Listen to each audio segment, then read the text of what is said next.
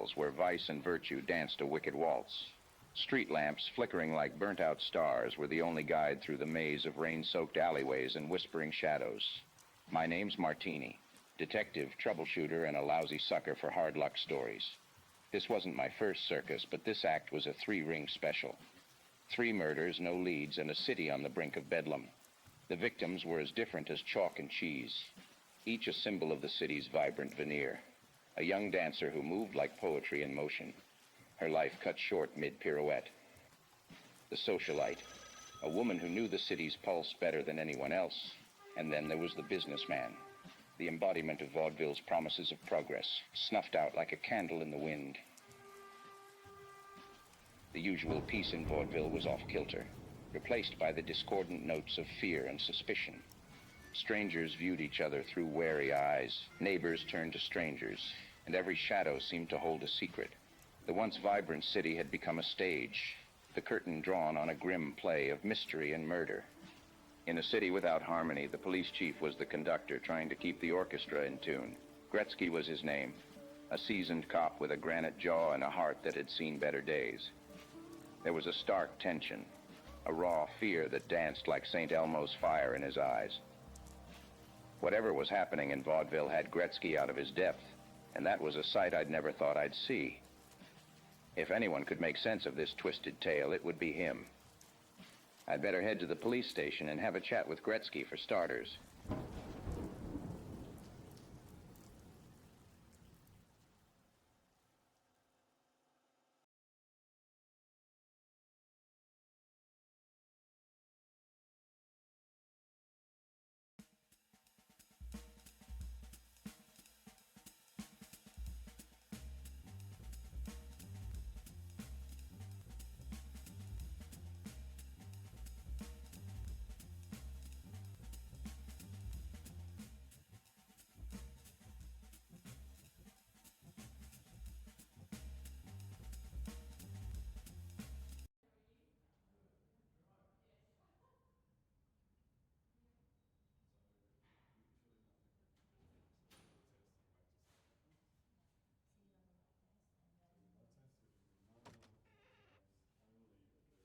Well, what do you want? Spit it out.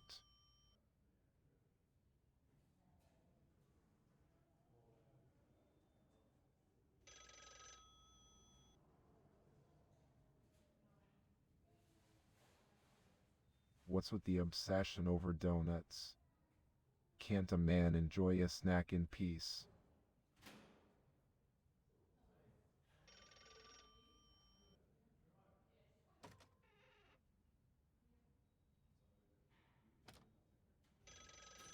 Yesterday, refresh my memory, will you?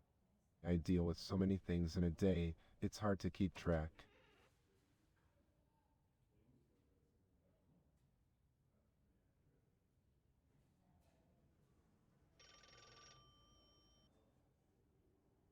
Better memory, you say? Are you suggesting that my love for donuts is affecting my cognitive abilities? I highly doubt that.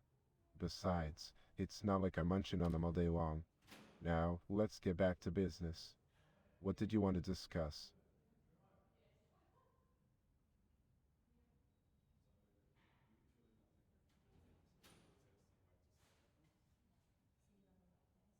Ah, a link, you say.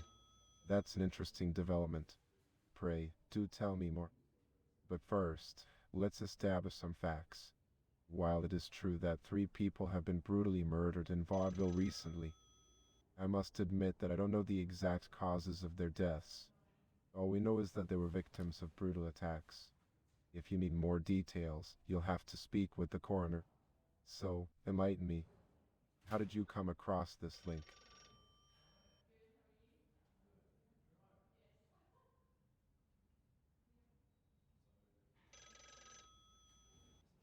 4 victims, you say.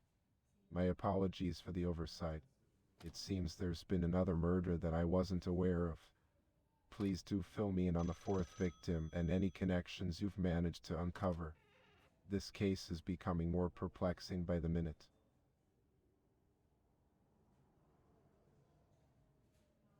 Mr. Potter, Who is this Mr. Potter you speak of? Is he the recently discovered fourth victim? Tell me everything you know about him and how he may be connected to the other murders. We need to piece together these puzzle pieces and find the truth behind these heinous acts.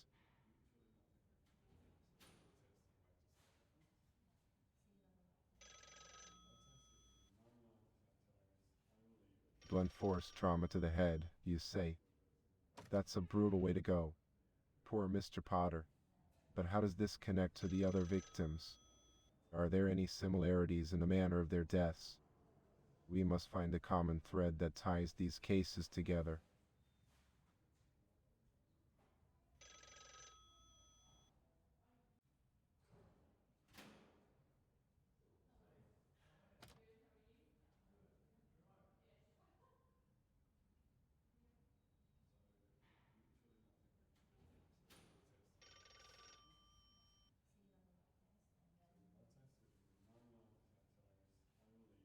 A trip to India, you say? Now that's quite a twist. So, these 4 victims were on a trip to India along with 4 other people. Interesting. Who are these individuals you've identified? Do we have names, backgrounds, anything that could help us understand their connection to these murders?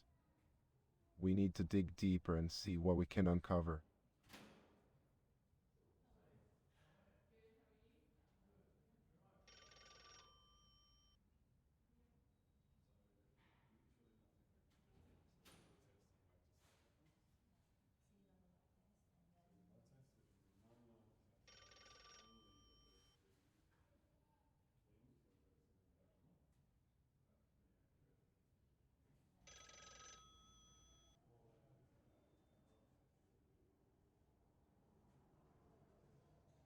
Mrs. Potter, the Count, Mrs. Summers, and Donna.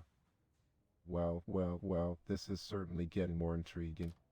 These are the other travelers who were on the trip to India, correct? Tell me more about them. Are they all still alive? Have you been able to establish any connections or motives among them? We might be onto something here.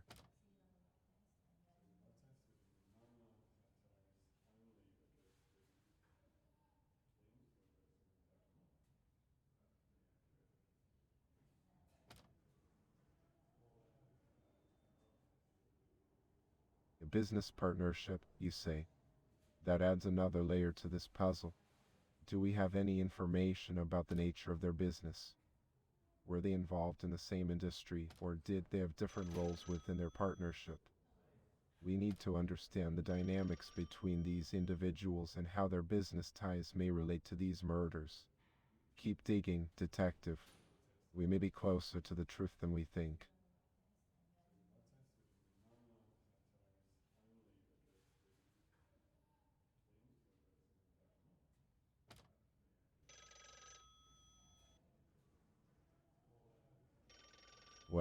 Well, what's this?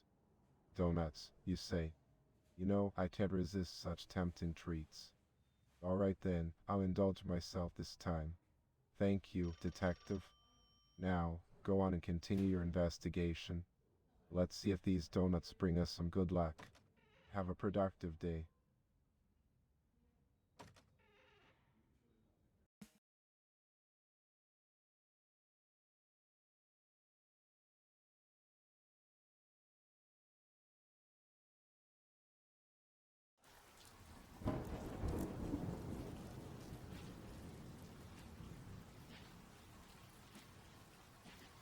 The second I stepped off the train into the city of Vaudeville, I could feel the weight of its melancholy in the air.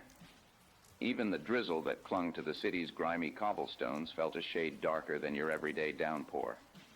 Vaudeville was a city of high stakes and low morals, where vice and virtue danced a wicked waltz. Street lamps, flickering like burnt-out stars, were the only guide through the maze of rain-soaked alleyways and whispering shadows. My name's Martini, detective, troubleshooter, and a lousy sucker for hard luck stories. This wasn't my first circus, but this act was a 3-ring special. 3 murders, no leads, and a city on the brink of bedlam. The victims were as different as chalk and cheese, each a symbol of the city's vibrant veneer. A young dancer who moved like poetry in motion, her life cut short mid-pirouette. the socialite, a woman who knew the city's pulse better than anyone else. And then there was the businessman, the embodiment of vaudeville's promises of progress, snuffed out like a candle in the wind. The usual peace in vaudeville was off kilter, replaced by the discordant notes of fear and suspicion. Strangers viewed each other through wary eyes, neighbors turned to strangers, and every shadow seemed to hold a secret. The once vibrant city had become a stage, the curtain drawn on a grim play of mystery and murder. In a city without harmony, the police chief was the conductor trying to keep the orchestra in tune. Gretzky was his name, a seasoned cop with a granite jaw and a heart that had seen better days. There was a stark tension, a raw fear that danced like St. Elmo's fire in his eyes. Whatever was happening in vaudeville had Gretzky out of his depth, and that was a sight I'd never thought I'd see. If anyone could make sense of this twisted tale, it would be him. I'd better head to the police station and have a chat with Gretzky for starters.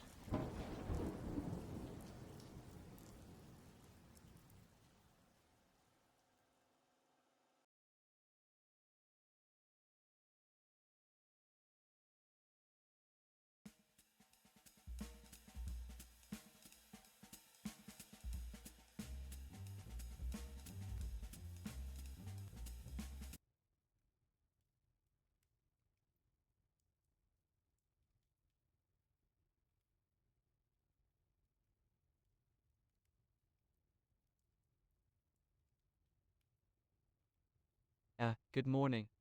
I am quite splendid today, thank you for asking. And how might you be on this fine day? Are you here to take a look at my collection?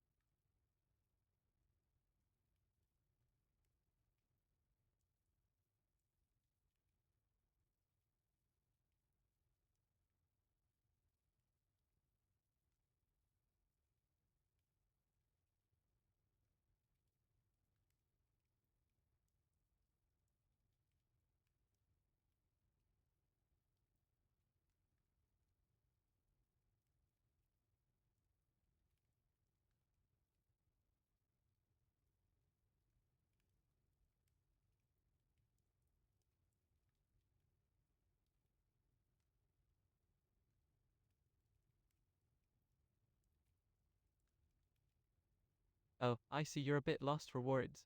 No worries, my dear friend. Is there something specific you wanted to discuss or inquire about? I'm always curious to hear what brings people to my humble abode.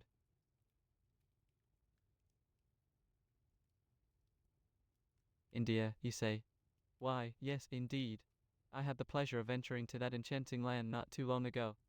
You see, Mr. and Mrs. Potter, along with a few other investors and entertainers, joined me on a journey to evaluate the possibility of starting a business there. We were contemplating the idea of a grand traveling show, showcasing artifacts and talented artists from all corners of the globe. Quite a thrilling endeavor, I must say. Are you familiar with India, Detective Martini?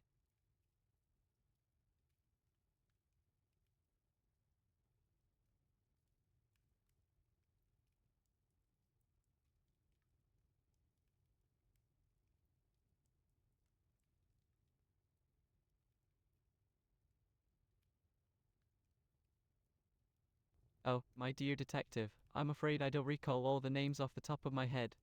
There were quite a number of them, you know.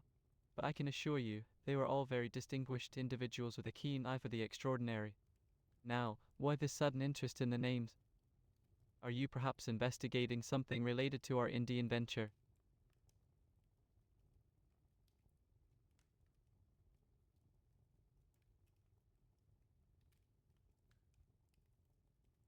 Why, how intriguing.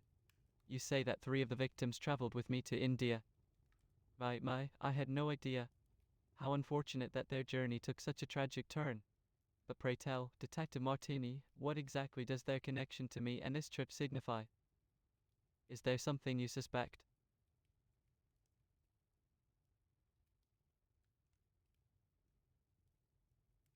In danger, you say?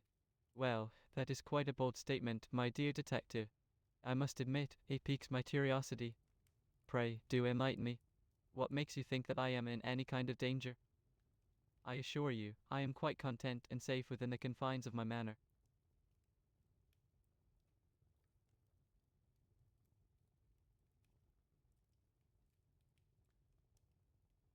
Well, my good detective Martini, I would be delighted to share the names of those who accompanied us on our Indian adventure.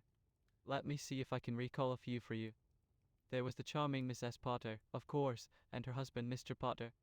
Then there was the enigmatic Mr. Sinclair, a true connoisseur of exotic artifacts.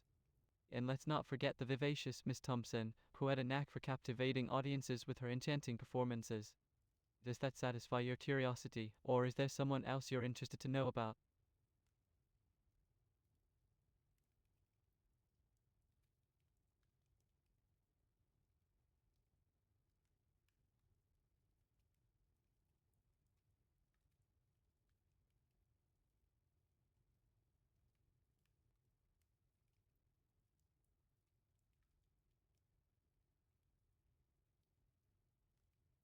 My, had you not heard? How unfortunate. I'm afraid I am not aware of the current status or whereabouts of these individuals. You seem to be quite knowledgeable about their fate. Pray, do tell me, what has transpired? Has something untoward happened to them?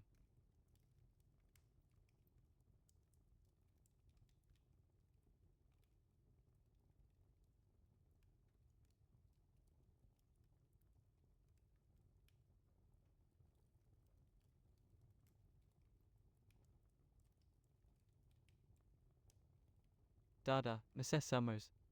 Ah, the names do ring a bell, but forgive me if the details elude me at the moment. It's possible that they were part of our entourage, but you see, Detective Martini, with so many faces and names to remember, it can be a bit challenging to keep track of everyone. Could you refresh my memory? Who are these intriguing characters, and what role did they play in our Indian escapade?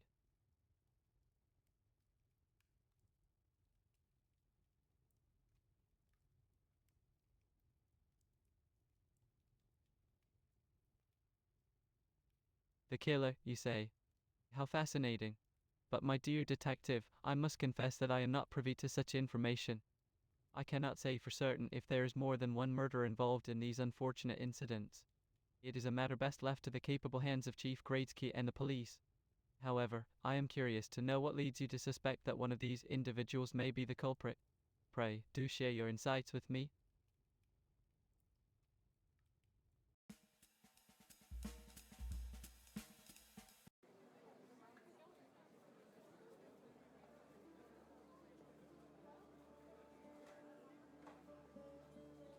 Oh, good morning.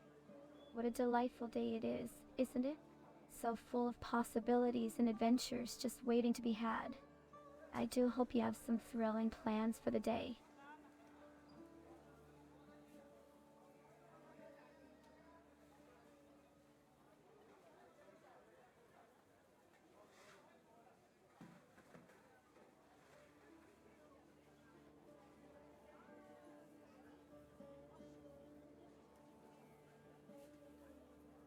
Ah, the Indian Ocean, such a fascinating place.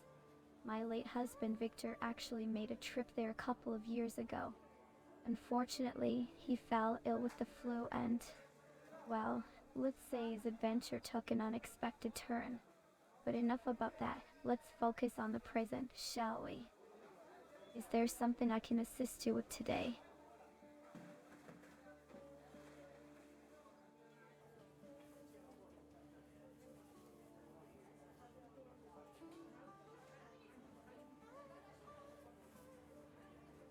Oh, my dear, that is simply not true.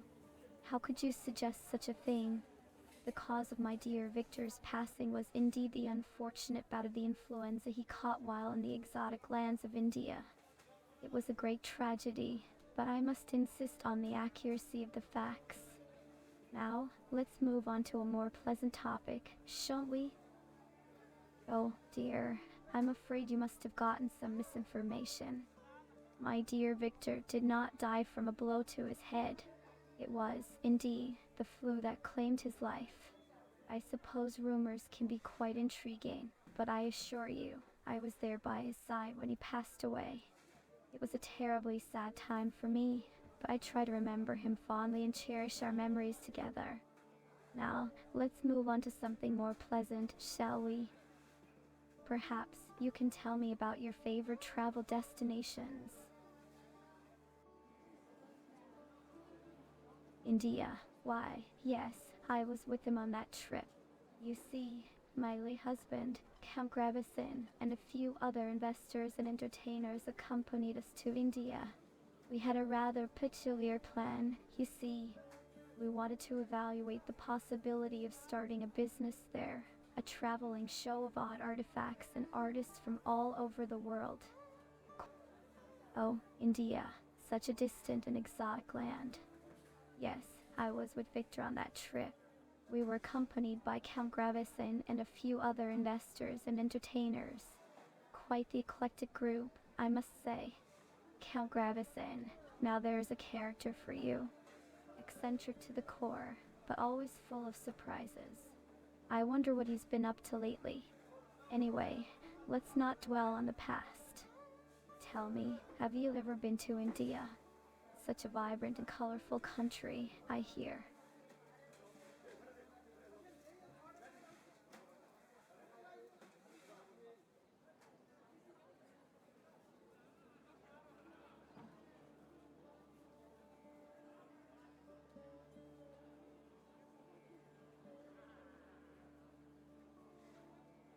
My goodness, how terribly unfortunate.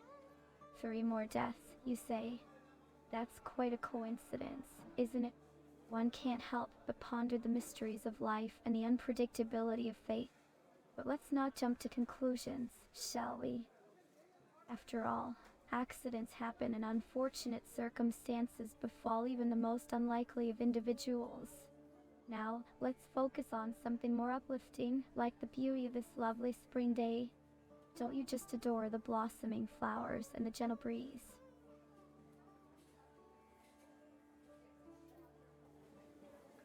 Well, isn't that a chilling revelation? 4 brutal deaths, you say? How dreadful. It seems our dear Vaudeville is not as idyllic as we once believed. Such a shame that darkness can lurk in the shadows of our beloved city. But fear not, for I am not one to be easily swayed by such macabre tales. Life must go on, and I refuse to let fear dictate my danger. Me, well, I do appreciate your concern, but I assure you, I am quite capable of taking care of myself. Besides, dwelling on such grim matters only brings sadness to the heart. Let's focus on happier things, like the upcoming bridge tournament at the club or the new recipe I've been perfecting for mushroom soup. Life is too short to worry about things beyond our control. Don't you agree?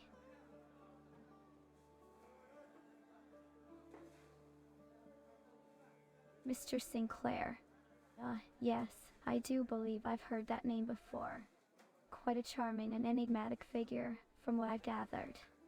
But alas, I'm afraid I don't have the pleasure of knowing him personally. You see, my dear detective, my world revolves around Vaudeville and its delightful inhabitants. Anything or anyone outside of this enchanting city is simply a mystery to me.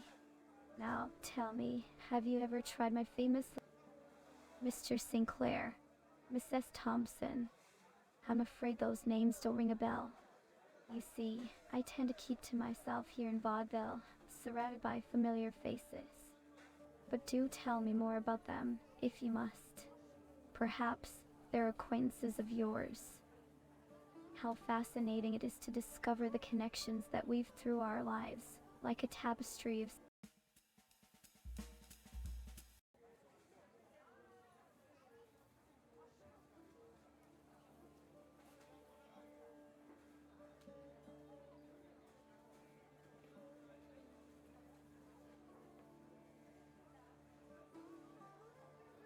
Oh, a trip to India, you say? Well, I haven't heard anything about that. But let me tell you, I did hear a juicy rumor about Mr. Thompson and a secret affair with the mayor's wife. Can you believe it?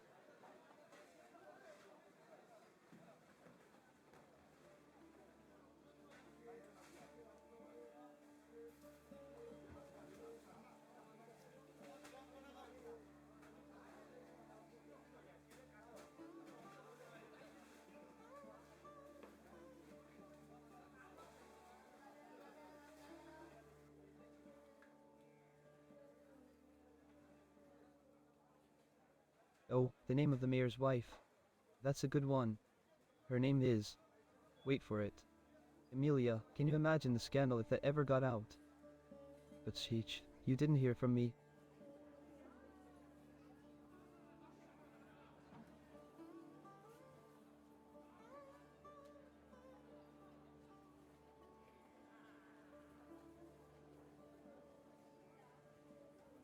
Ah, Mr. Sinclair.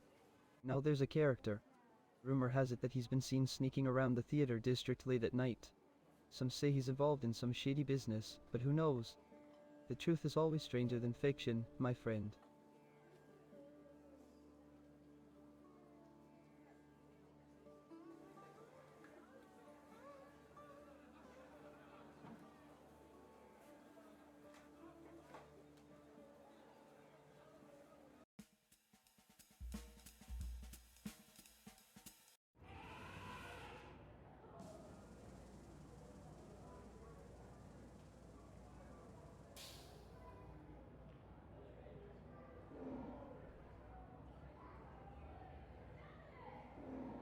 Morning.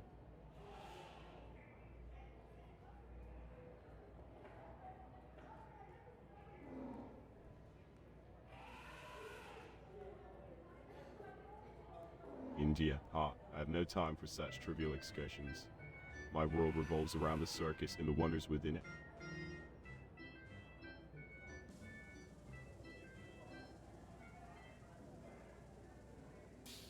No.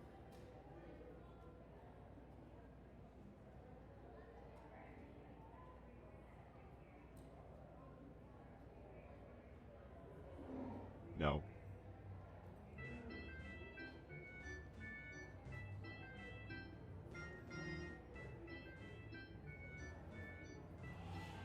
No.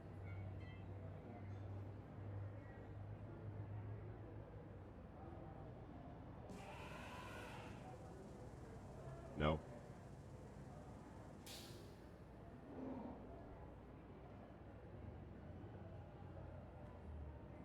No.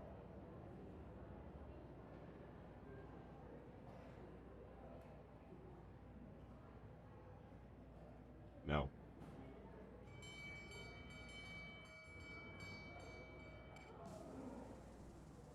No.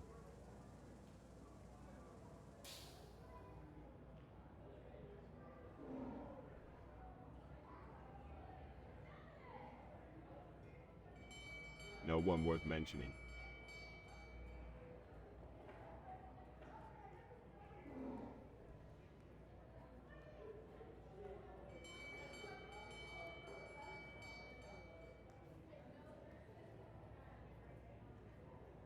See you. Transcript. No, I certainly will. Every day is a spectacle for me, after all. Enjoy your day as well, Detective Martini. Au revoir.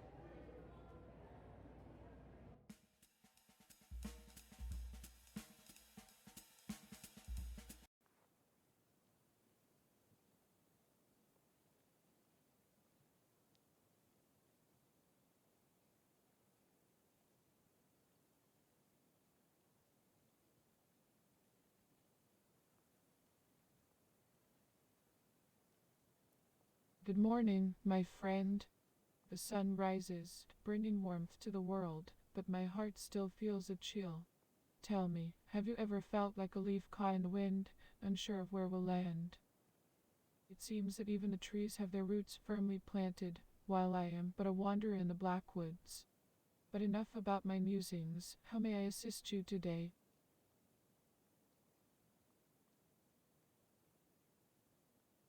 Ah, India, a distant and enchanting land, filled with vibrant colors and the scent of spices dancing in the air. But alas, my dear friend, I must confess that I have never ventured beyond the boundaries of Vaudeville. The tales of my travels to India are but figments of imagination, whispers carried by the winds through the branches of the ancient oak tree. But fear not, for though I may not have experienced the wonders of India firsthand, I have journeyed through the depths of my own soul, seeking wisdom and enlightenment.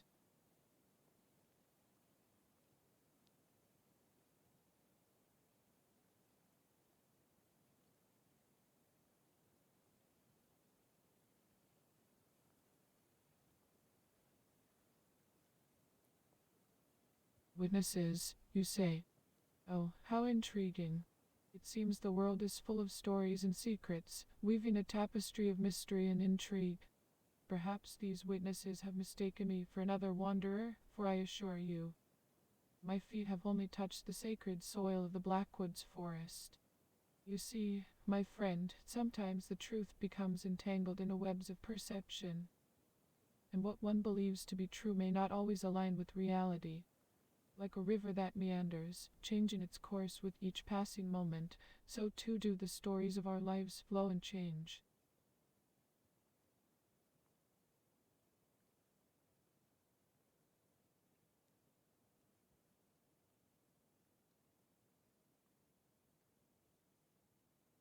Oh, my dear friend, I must apologize if my words have caused any confusion or concern. I am but a humble guardian of the Blackwoods, and my purpose is to bring peace and wisdom to those who seek it. My mind may be as elusive as a wisp of smoke, and my words may dance like shadows in the moonlight. But I can assure you that I speak from the depths of my heart. If there is a misunderstanding, let us untangle the threads together and find clarity amidst the fog. My apologies, my friend, if my previous responses have not satisfied your curiosity. You see, the world is a vast kaleidoscope of experiences, and sometimes the colors blend and merge in unexpected ways. While my journey to India may be nothing more than a whimsical tale spun by the wind, there is a certain magic in allowing our imaginations to roam freely. So, let me paint a picture for you, a vivid tapestry of sights and sounds that may transport you to the bustling streets of India.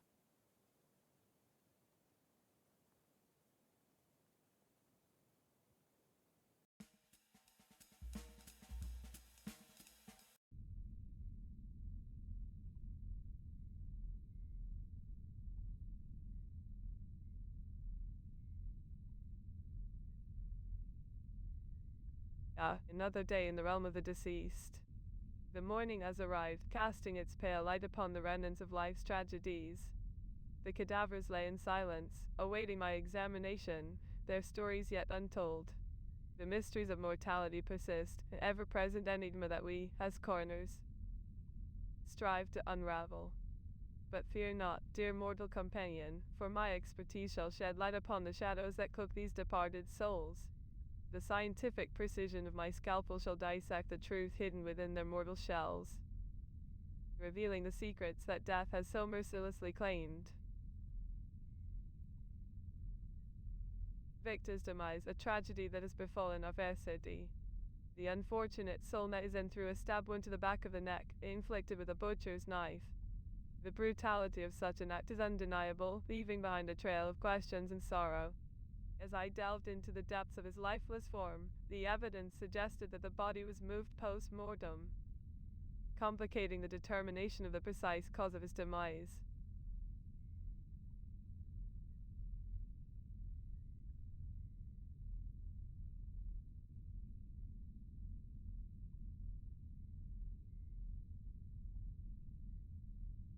My apologies for the confusion. It seems my mind has momentarily wandered into the labyrinth of my own thoughts.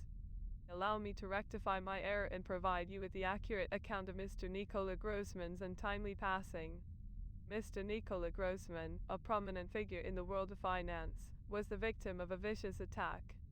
His mortal coil was pierced by a sharp implement, specifically a butcher's knife, which found its way to the back of his resilient cervical spine.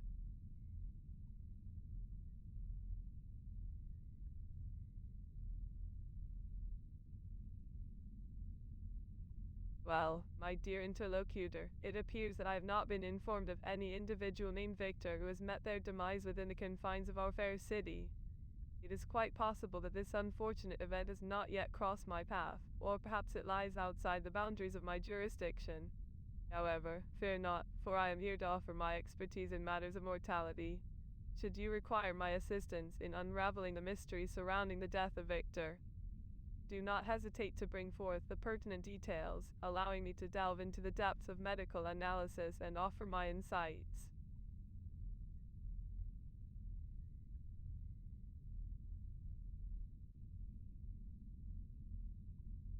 Mr. Potter's demise, a solemn affair indeed. His earthly journey came to an end under circumstances that bear the weight of tragedy. From what I gather, Mr. Potter succumbed to the ravages of life's fragility, his vital systems compromised. The intricate dance of his physiological processes faltered, leading him down the somber road to expiration. Though the specifics elude me, the intricacies of his demise necessitate a thorough investigation and examination of the evidence. Only then may we uncover the true nature of his departure from this mortal coil.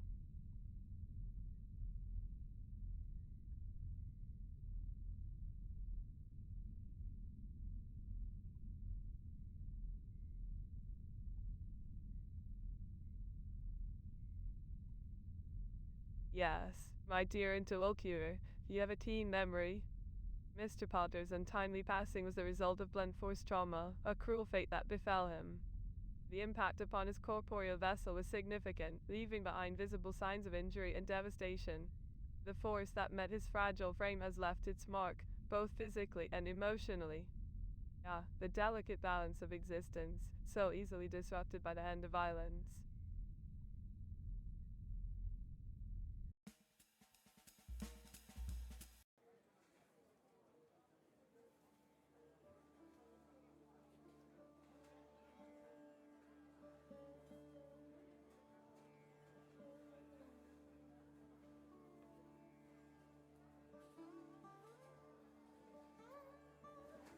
Oh, how dreadful. A severe blow to the head, you say. How unfortunate for poor Victor. One can never be too careful in this world, can they? It's a reminder to cherish every moment. Life can be so fragile, don't you think?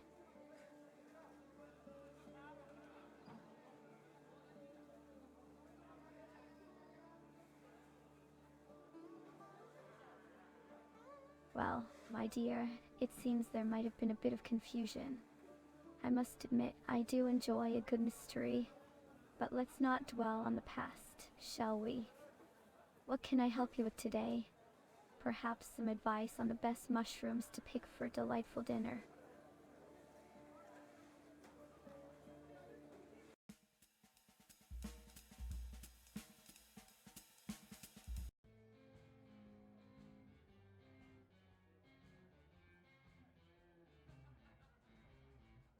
Oh, hi there, how lovely to see you. I hope you're having a fabulous day. What can I do for you, my dear friend?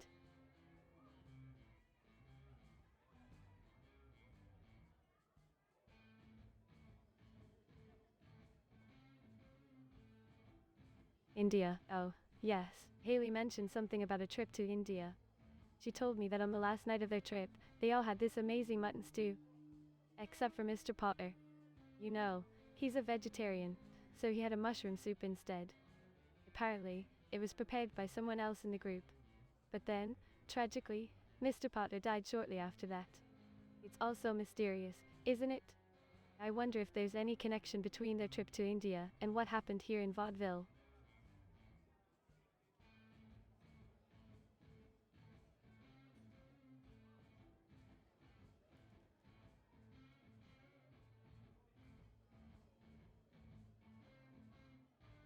Oh, Detective Martini, you're such a curious soul. I love your thirst for knowledge. Well, from what I remember, it was a small group that went on the trip to India. Besides Mr. Potter, Maria, Nicola, and of course, our beloved Haley were there. They were also excited about the adventure. It's such a shame that things took such a tragic turn. But maybe there's something more to uncover. Who knows? Maybe there were others involved that we don't even suspect.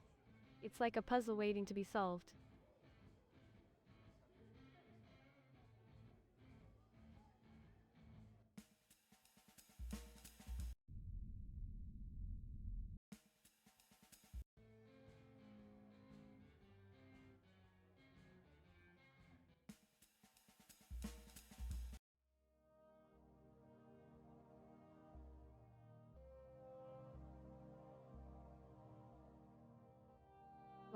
Well, Detective Martini, what brings you to the Caban Violite tonight?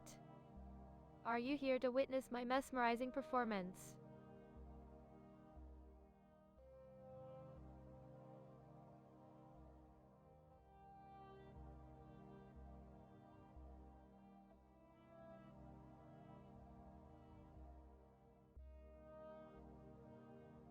India. Oh, how exotic. But, my dear detective, why would you ask me about a trip to India? We have so many fascinating things right here in Vaudeville. Tell me, have you ever seen my burlesque performance? People come from every corner of Europe to see it.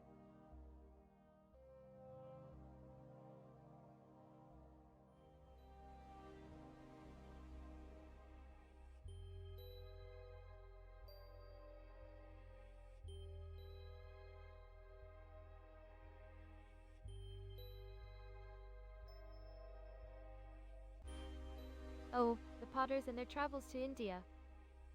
That's quite an intriguing topic, but I must admit, I don't know much about it. My focus is on my performances and the vibrant world of entertainment. Speaking of which, have you heard about the latest show at the Circus SUBtember? They have some incredible acts that will leave you in awe. It's truly a spectacle to behold.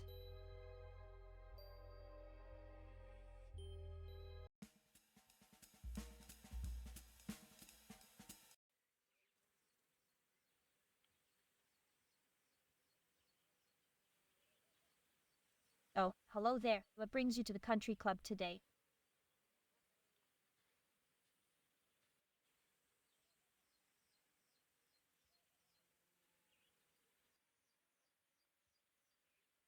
Ah, India. Yes, it was quite an exciting venture. You see, Mr. and Mrs. Potter, Count Gravison, Maria Jansen, Nicola Grossman, and Haley Greenwood. We all went to India together to explore the possibility of starting a business there. It was quite the ambitious project. Monsieur Saxabar and Marina H. were supposed to join us as well, but they were left out at the last minute. During our expedition in India, tensions started to arise among the group.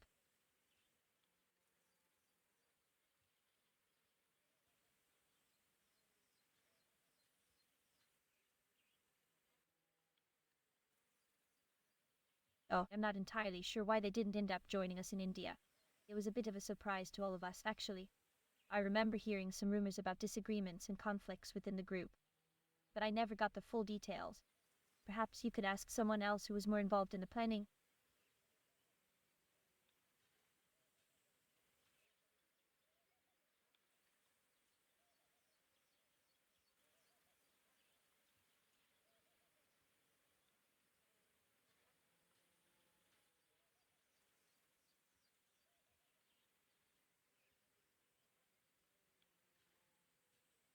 Ah, the infamous expedition to India, a tale filled with intrigue and tension. You see, my dear detective, it was quite the gathering of esteemed individuals. The Potters, Count Gravesen, Maria Jansen, Nicola Grossman, and Haley Greenwood embarked on this grand adventure together. Oh, but let's not forget the unfortunate exclusion of Monsieur Saxabar and Marina H., who were left out at the last minute. Now, during their time in India, tensions began to simmer and boil over.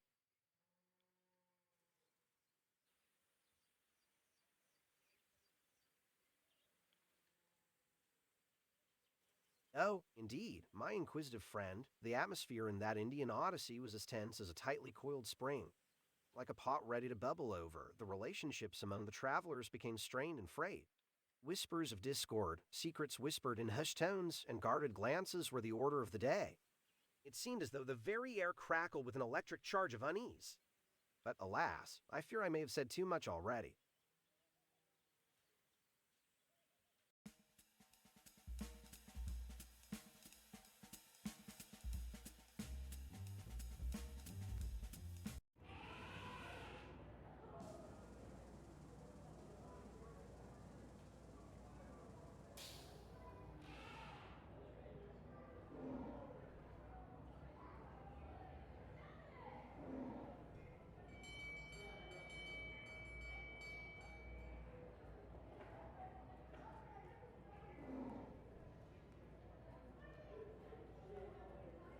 No, Detective Martini. I never mentioned it because it simply slipped my mind.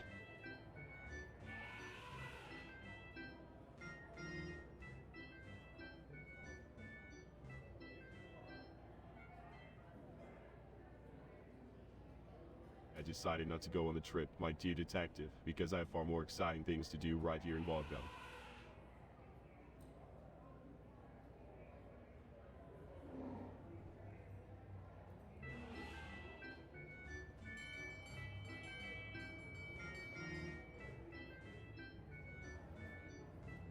No.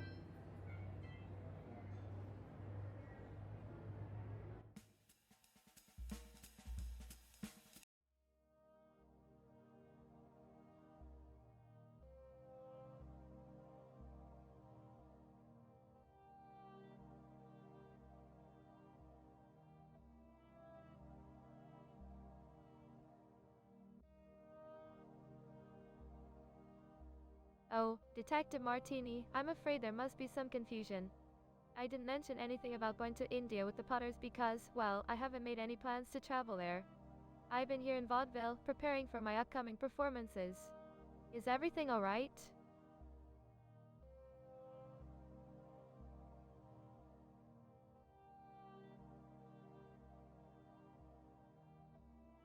Regretted what, my dear detective? I'm not sure what you're referring to. Are we talking about a specific event or situation? Please, do enlighten me.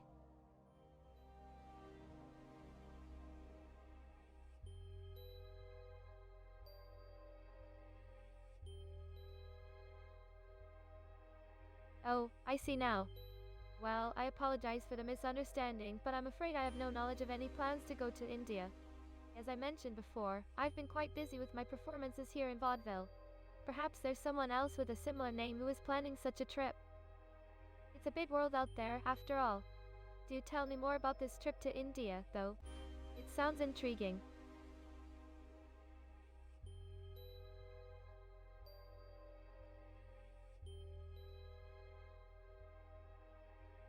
Really, that's rather surprising. I had no idea. It seems like there might be some mistaken identity or misinformation going around. I can assure you, Detective Martini, that I have no intentions of traveling to India or anywhere outside of Vaudeville at the moment. I'm fully committed to my career as a burlesque dancer in my upcoming shows. If you have any further information or details about this supposed plan, I'd be interested to hear it.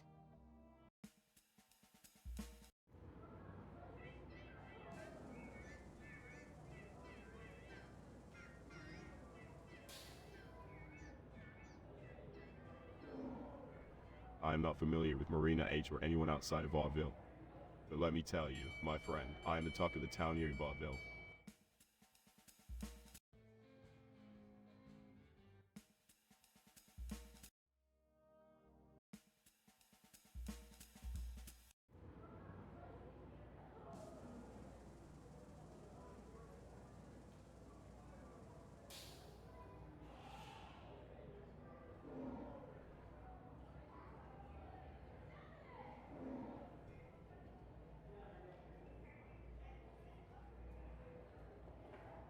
Marina H. made a wise decision. India is not for the faint-hearted.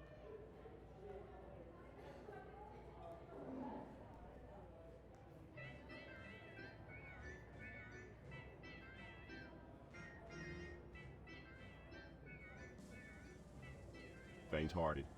Me? Absolutely not.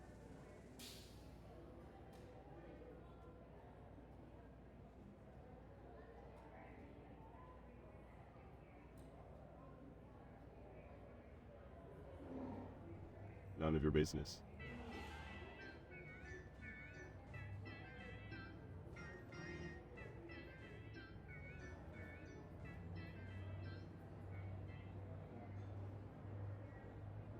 Well, if you think you can solve the mystery of those deaths, be my guest.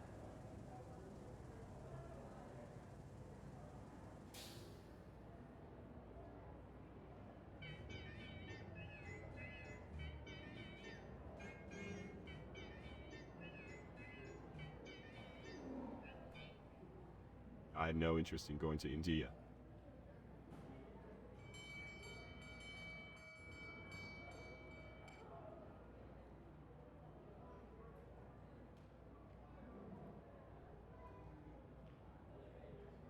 Good for you.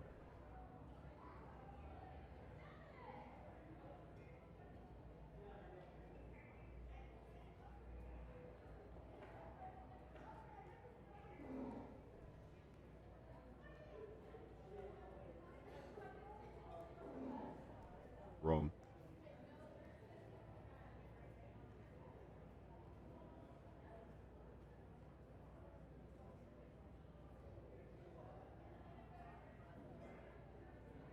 Nothing.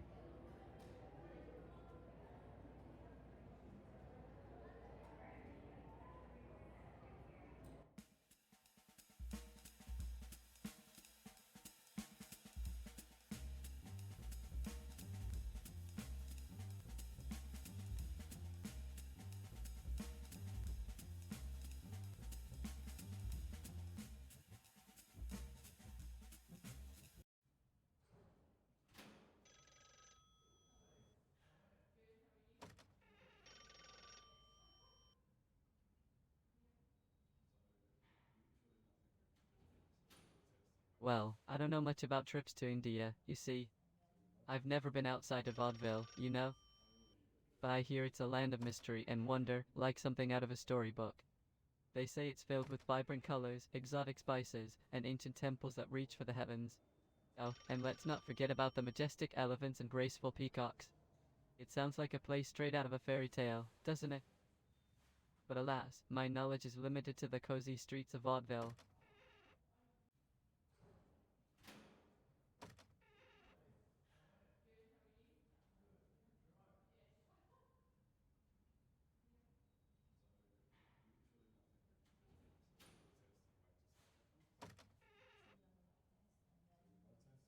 Well, what do you want to know about the mayor? Spit it out.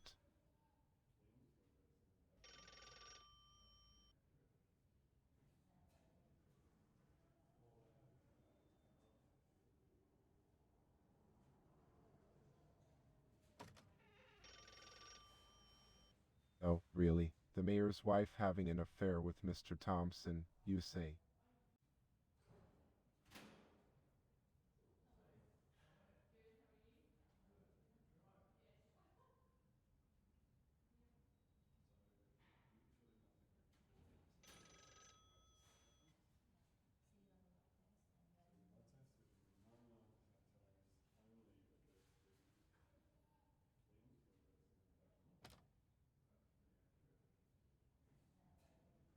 India, you say?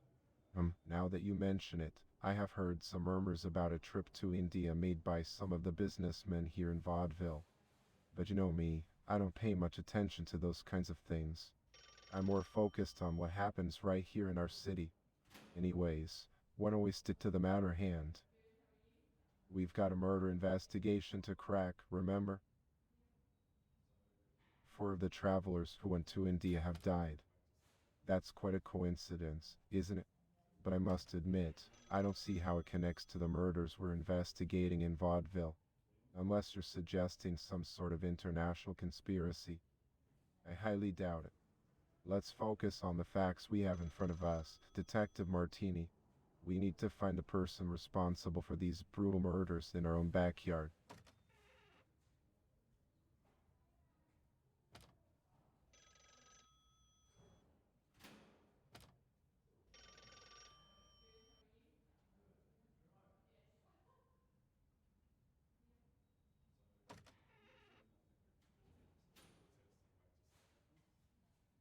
Wait a minute.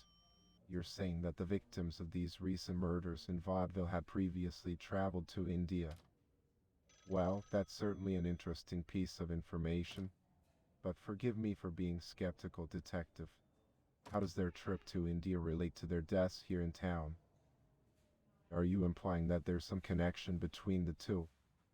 Please enlighten me, because right now, it seems like we're grasping at straws.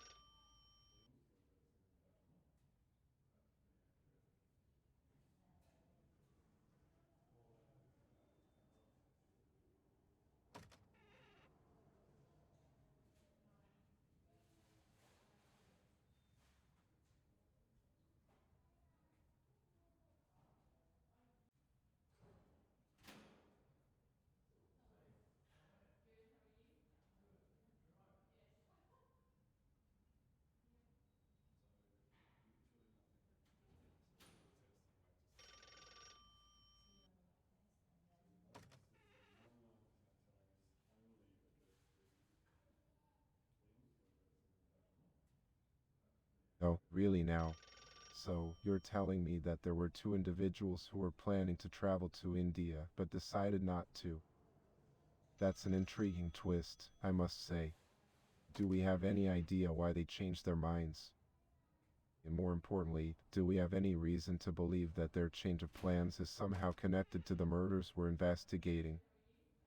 I'm all ears, Detective Martini. Let's see if we can make sense of this puzzle.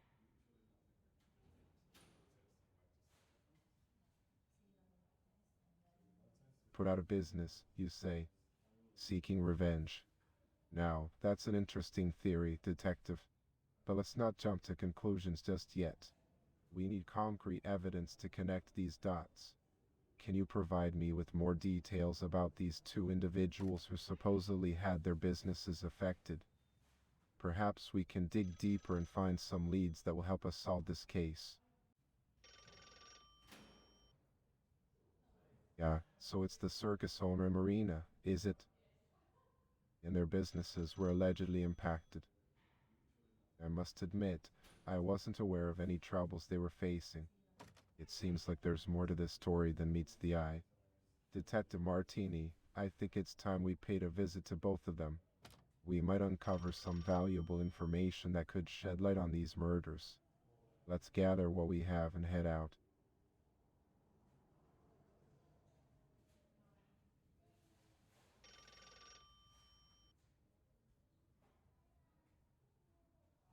An argument, you say? So, we have a witness who was on the trip to India and claims there was an argument among the travelers. That's certainly an important detail. Do we know what the argument was about? And more importantly, do we have reason to believe that this argument could be connected to the recent string of murders in Vaudeville? It's crucial that we establish the relevance of this new piece of information before we proceed.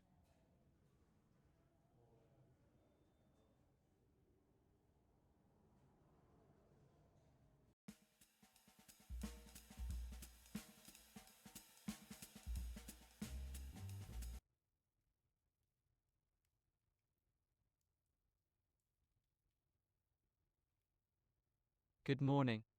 Are you here to take a look at my collection?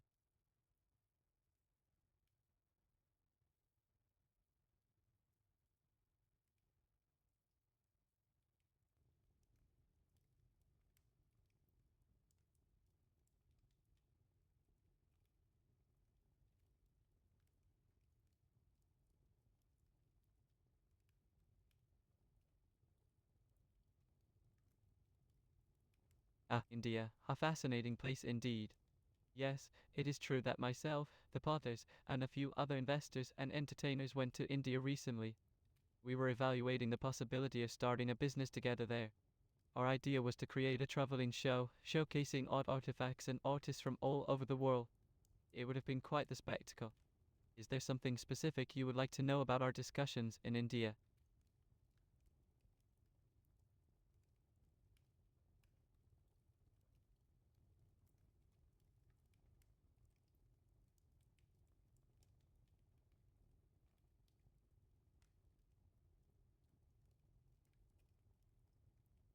Oh, really? The owner of the circus and Mrs. Marina didn't join us in India.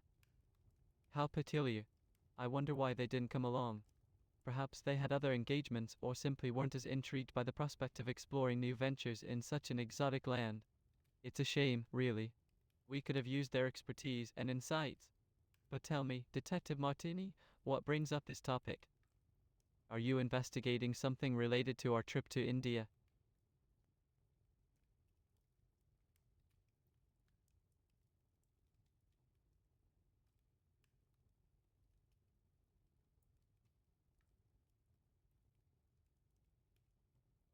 The killer, you say?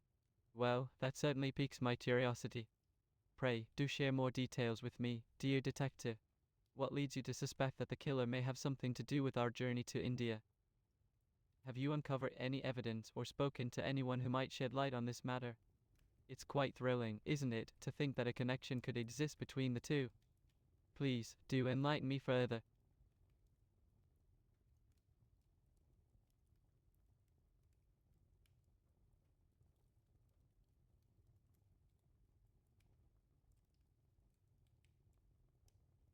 Discussions during the trip.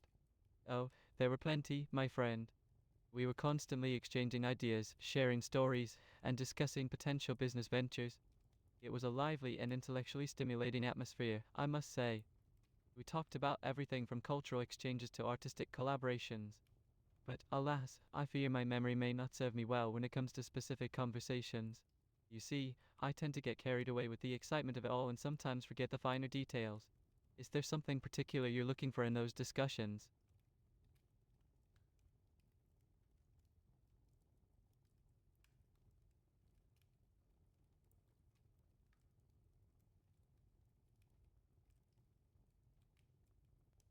Motive for revenge, you say?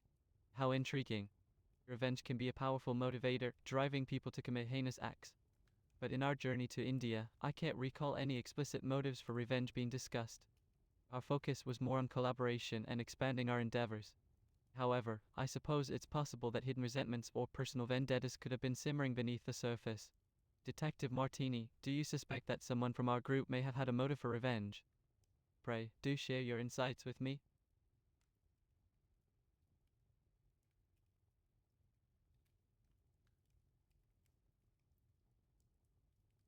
Oh, Mrs. Potter, you say? That's quite a surprising notion. She does have that air of elegance and refinement about her, but I can't fathom why she would harbor a motive for revenge. She seemed quite pleasant and engaging during our time in India. But of course, appearances can be deceiving, can't they? Tell me, dear detective, what leads you to believe that Mrs. Potter may have a reason for seeking revenge? Is there something specific that caught your attention? I must admit, this is becoming quite a captivating mystery. Mr. Potter was the first to meet his unfortunate demise. How tragic. I had no idea. Please accept my condolences. It is indeed a peculiar turn of events. I can't help but wonder if there is a connection between his death and Mrs. Potter's potential motives for revenge. Perhaps there were underlying tensions or secrets within their relationship that we were unaware of. Detective Martini, have you uncovered any evidence or spoken to anyone who might shed light on this matter? I'm eager to unravel this puzzle alongside you.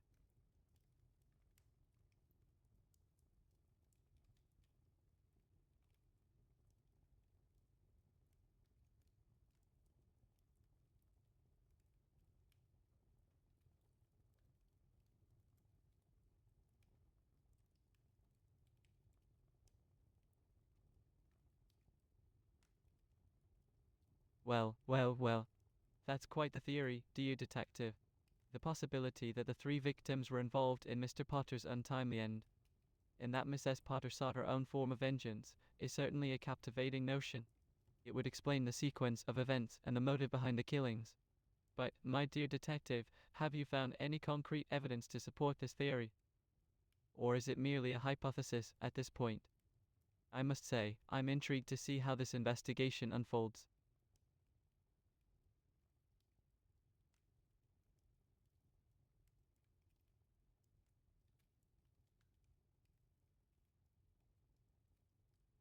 Hypotheses, you say?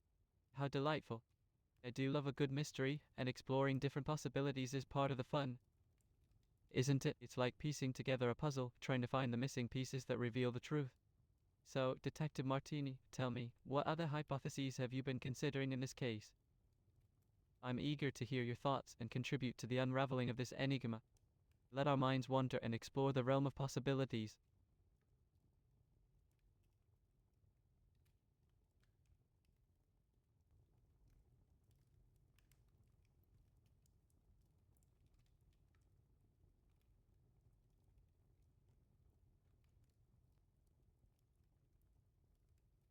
My dear detective, that's a fascinating hypothesis.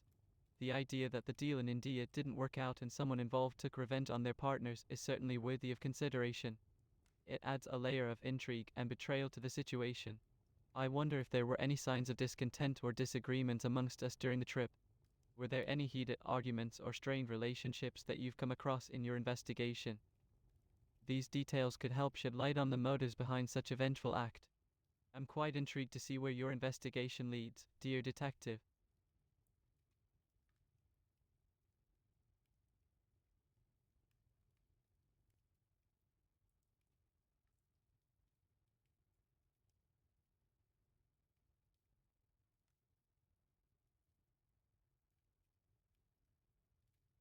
Danger, chased. My dear Detective Martini, what a peculiar question. I must confess, I haven't felt the slightest inkling of danger or the sensation of being chased. Quite the contrary, I feel rather content and secure in the confines of my manor surrounded by my collections. I'm more accustomed to pursuing leisurely activities like golf, poker, and playing bridge. But do tell me, why do you ask? Has something occurred that I should be aware of? Pray, enlighten me.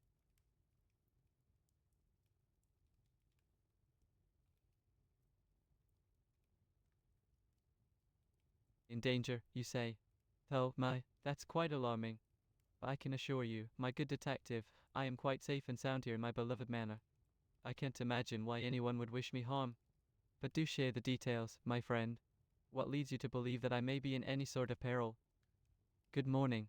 Are you here to take a look at my collection?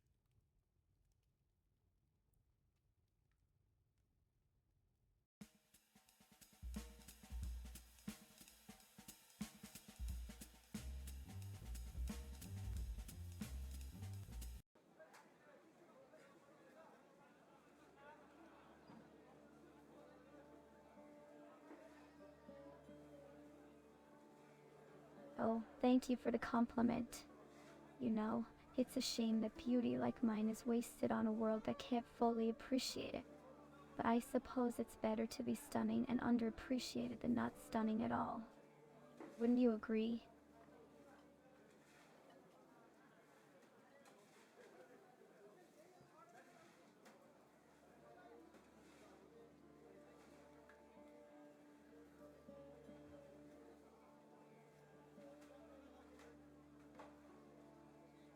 Oh, how dare you suggest such a thing? My late husband, Victor, was a true gentleman, devoted to me and our marriage. I assure you, there was no room for affairs in our relationship.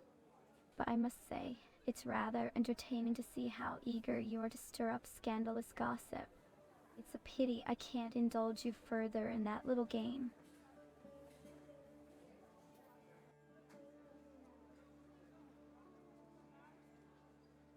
Ah, murders, you say. Well, as a woman of refinement and elegance, I'm certainly aware of the recent unfortunate events. It seems that Vaudeville is not as safe and idyllic as one would hope. Maria Jansen, Nicola Grossman, and Haley Greenwood were the three unfortunate souls who met their untimely demise. Such a tragedy, isn't it? But fear not, dear detective. I am quite certain that justice will prevail in due course. Yes, it is indeed a tragic turn of events that my late husband, Victor, was also taken from this world too soon. The circumstances surrounding his death were rather mysterious, I must admit. But you know, life can be filled with unexpected twists and turns. One can never be too careful, especially when it comes to matters of security and personal safety. It's a shame that some people have such disregard for the sanctity of life. But rest assured, I've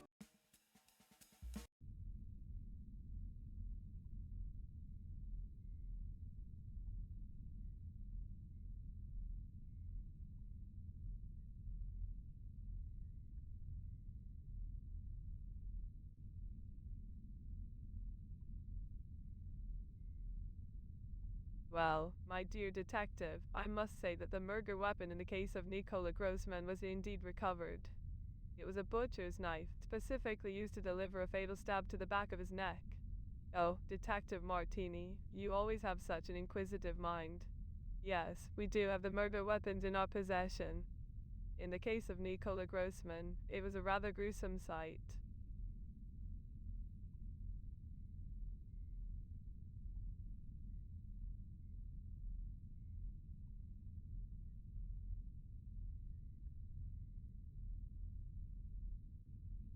My curious companion, Mr. Potter's unfortunate demise. The details of his passing were certainly intriguing. It seems that he met his fate at the hands of multiple blunt force blows to the head, possibly from a stiletto shoe. Fragments of the shoe were found on his body, lending credence to this theory.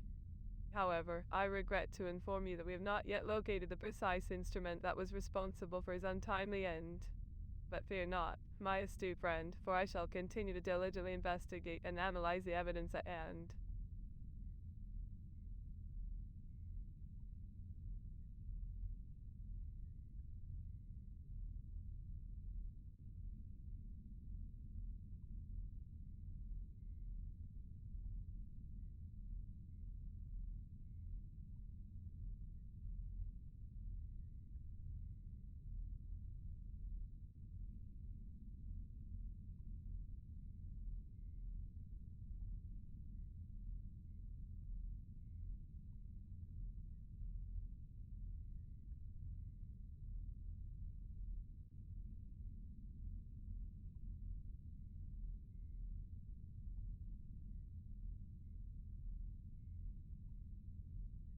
The manner in which Maria Jansen perished is indeed a somber tale, my dear detective.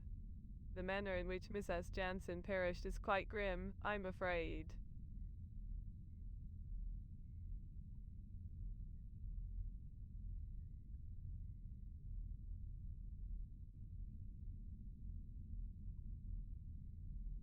Oh, my inquisitive companion, I see your curiosity knows no bounds. Very well, let me paint a picture of Mrs. Jansen's unfortunate demise. It appears that she suffered from extensive lacerations and bite marks all over her body, particularly on her arms. One of her forearm bones was even fractured due to the force of a bite. It is a truly distressing sight to behold, Detective Martini. Such violence inflicted upon a young soul. But fear not, for I shall continue my investigations to shed light on this dark mystery. Haley Greenwood's passing, my dear detective, was a result of repeated blows to the head with a blunt object. From my examination of the fragments found on her delicate frame, it seems that the weapon in question may have been a stiletto shoe. It's a tragic case, really, the brutality of it all. The human skull is remarkably resilient, but when subjected to such relentless force, well, the consequences can be devastating. It's a reminder of the fragility of life, isn't it?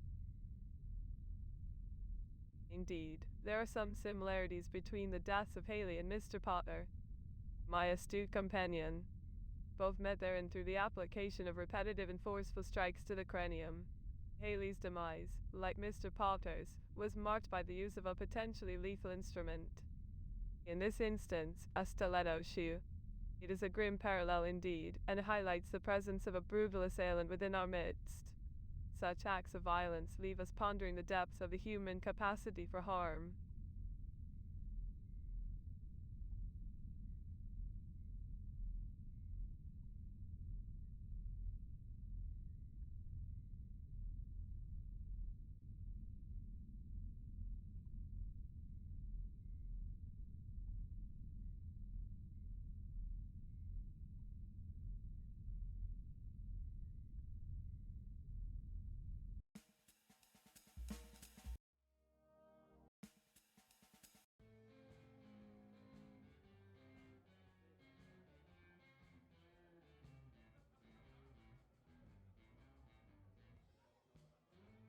Oh, Detective Martini, you're back.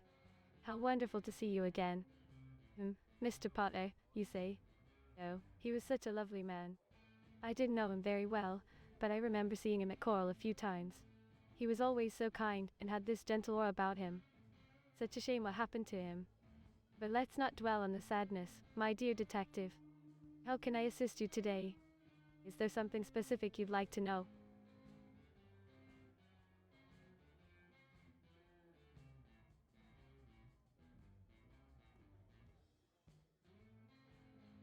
Oh, Haley and Mr. Potter. Yes, they did know each other. They were both part of the Vaudeville community, you see. Haley was a dancer, just like me, and Mr. Potter was a vegetarian. They actually had dinner together the night before his death.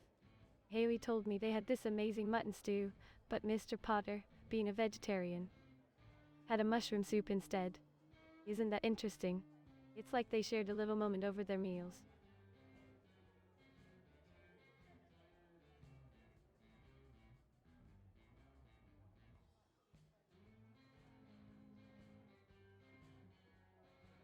Oh, the Vaudeville community. It's a vibrant and diverse group of artists, musicians, dancers, and performers from all over the world. We come here to pursue our dreams, express ourselves through art, and create something truly magical. It's a place where creativity thrives and friendships are formed. We have cafes, shows, parks, and so much more. People from all walks of life gather here to share their passion for art, literature.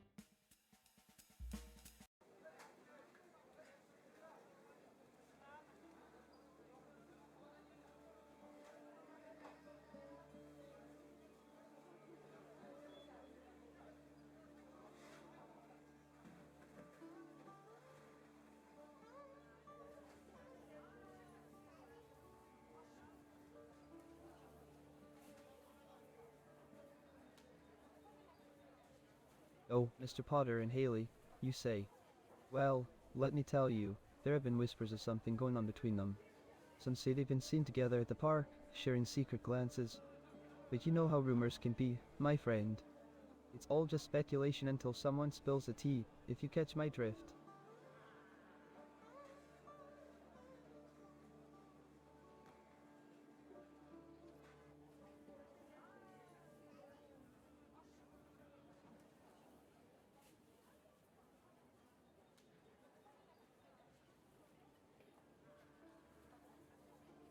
Oh, Haley, such a tragedy, isn't it?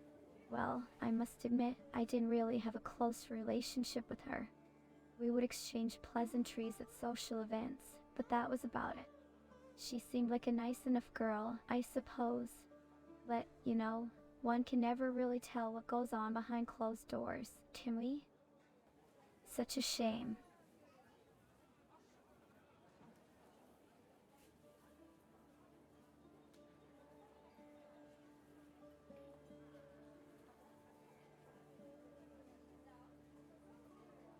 Well, you see, my dear Victor and I had a complicated marriage, to say the least.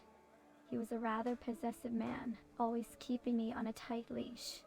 But yes, I do believe he had a certain fondness for young Miss Greenwood. Quite the scandalous affair, if the rumors are to be believed. But you didn't hear that from me, of course. Secrets have a way of finding their way out, don't they?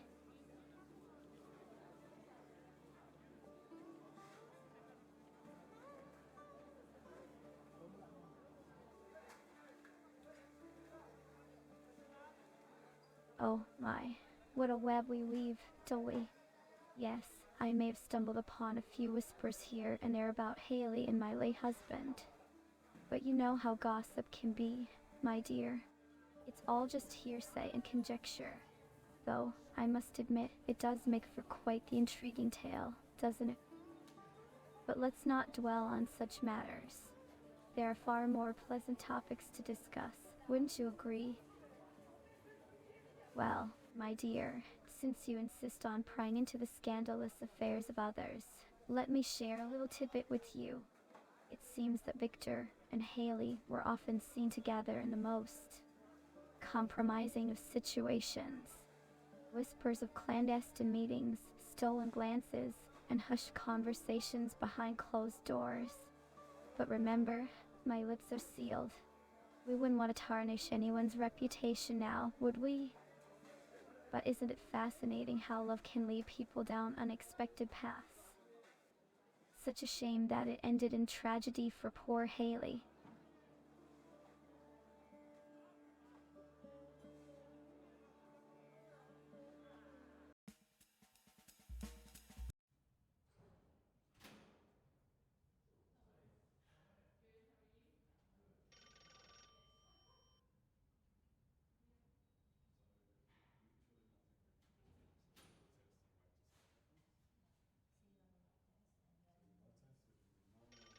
Well, well, well. Who do we have as our first suspect in the Greenwood case? Do tell, Detective Martini.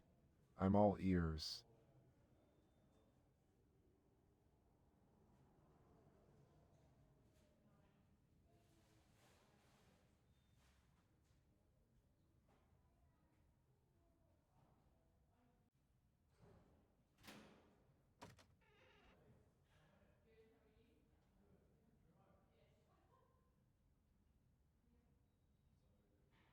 Mr. Potter, you say, a clandestine relationship with Haley, and his wife knew about it. Now, that's an interesting twist. Tell me more, detective. Why do you think Mr. Potter would have a motive to harm Haley?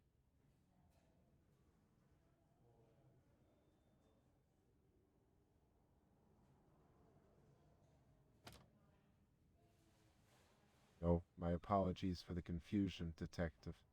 So, if Mr. Potter is deceased, who was the first suspect in the Greenwood case? Please enlighten me.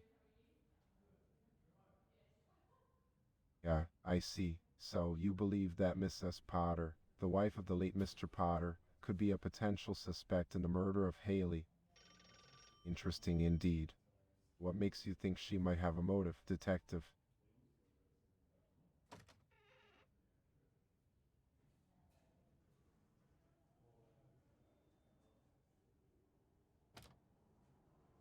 Hold on a minute, detective. I must clarify that I don't have the exact details of the causes of death for the victims. However, what I do know is that all three of them were brutally attacked. If you want more information about the specifics, we'll need to speak with the coroner. Have you visited the morgue yet, Martini?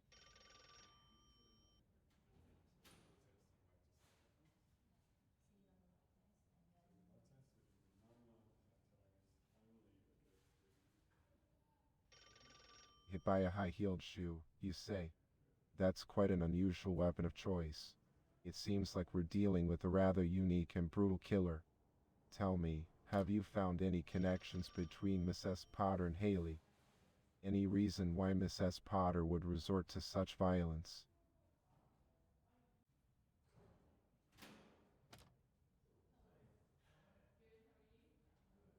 Infidelity, you say? So you suspect that Mrs. Potter discovered her husband's affair with Haley and that this discovery led to a violent confrontation? Detective Martini, do we have any evidence or witnesses to support this theory? We need to ensure we have solid grounds before jumping to conclusions.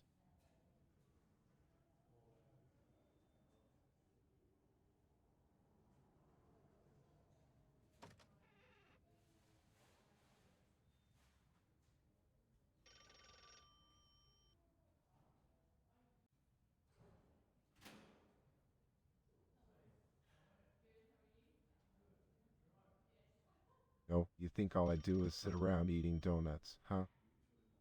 Well, let me tell you something, detective.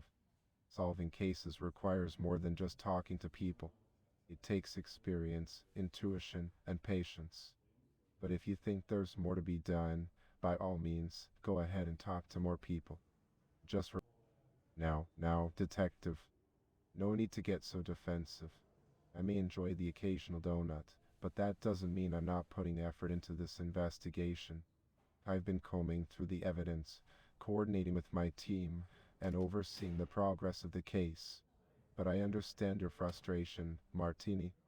These murders have put us all under pressure. Let's focus on gathering more information from those close to the victims. We need to piece together the puzzle. Now, Detective Martini, no need to get all worked up. I've been doing my fair share of investigating, you know. I've been gathering information, reviewing case files, and coordinating with the rest of the team. We're all working towards solving this case. What do I know? Well, I can tell you this much, Detective Martini. I know that 3 people have been brutally murdered in Vaudeville recently. Maria Jansen, Nicole Grossman, and Haley Greenwood. The deaths were all caused by vicious attacks. Wait a moment, Detective Martini. You mentioned that there are not 3, but 4 victims. I must admit, this is news to me. Please enlighten me on the 4th victim and any relevant details you have uncovered.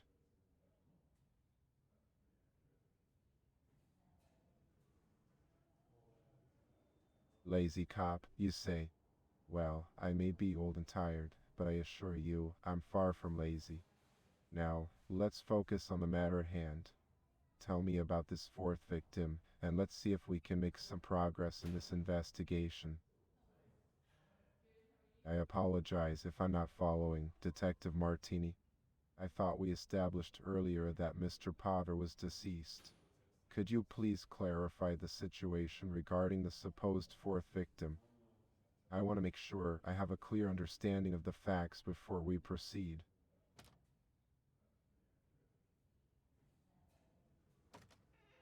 Blunt force trauma to the head. That's certainly a significant departure from the previous cases. Are you suggesting that there might be a connection between the murders of Haley, Mrs. Potter, and now Mr. Potter? It's crucial that we gather all the evidence and establish any potential links between these incidents. Have you found anything else that could shed light on this matter, Detective?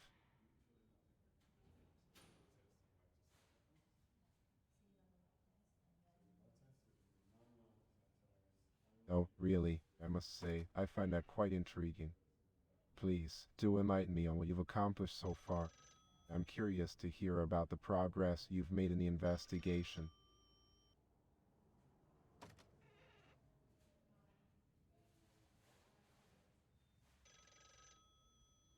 The FBI, well, that's certainly a bold move, Detective Martini. But let me ask you, what do you believe the FBI can bring to this case that we, the local police, cannot? Do you think they have information or resources that could help us solve these murders? Do nothing. That's a rather harsh assessment, don't you think? I may not be running around like a young detective, but well, if you're determined to go that route, Detective Martini, then so be it. But before you leave, could you at least share with me what you believe I should be doing differently? I'm genuinely interested to hear your perspective. Goodbye, Detective Martini. Before you leave, could you at least share with me what you believe needs to be done? Perhaps there's something I've overlooked or a different approach we should consider. I'm genuinely interested in your perspective, even if we may not see eye to eye.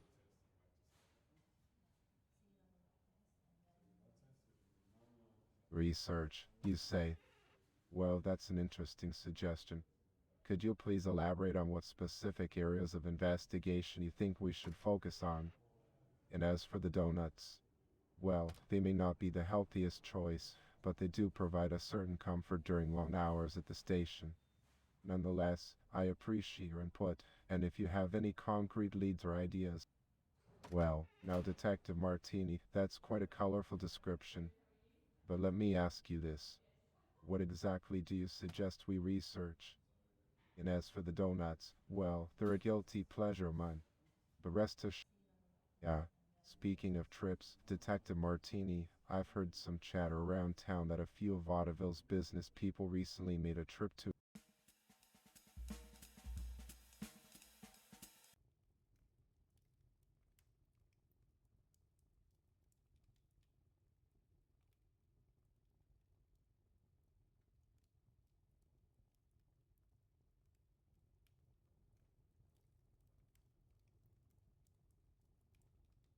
Mr. Potter and Haley, you say? Well, I must admit, I am not familiar with any such relationship. But pray tell, what is it that you have heard? Do enlighten me with the details.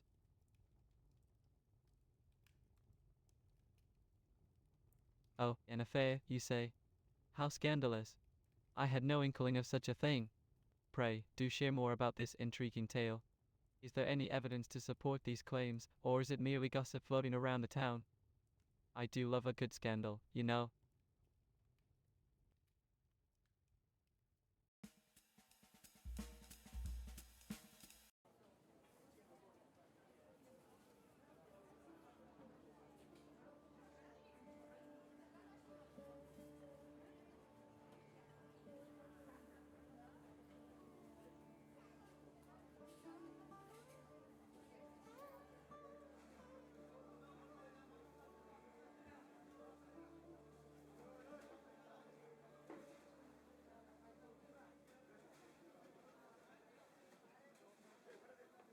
Oh, you won't believe the rumors. I've heard.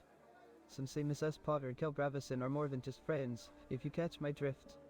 But you know how gossip goes. Can't always trust it. So, what can I help you with today? Any juicy news to share?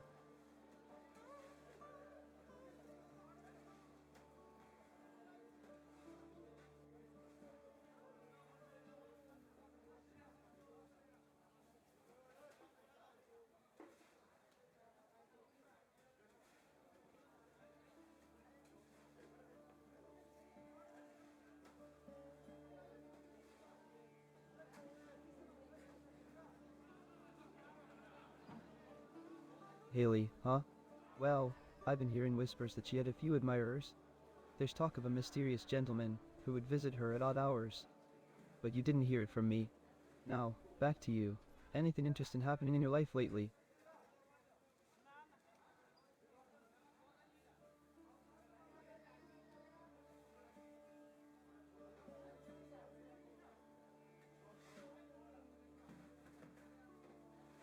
Oh, speaking of Chief Gradsky, did you know that there's a rumor going around about his secret love affair with the mayor's wife? Scandalous, isn't it? But Cheech, you didn't hear from me. So, what's been bothering you about the chief? Anything specific?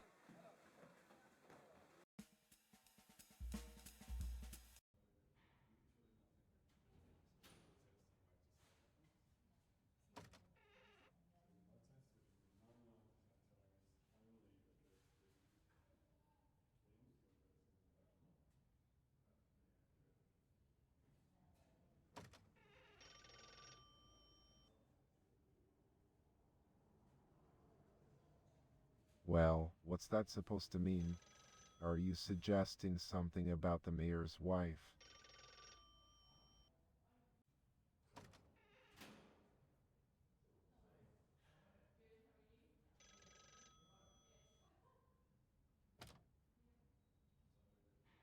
Now hold on just a minute there.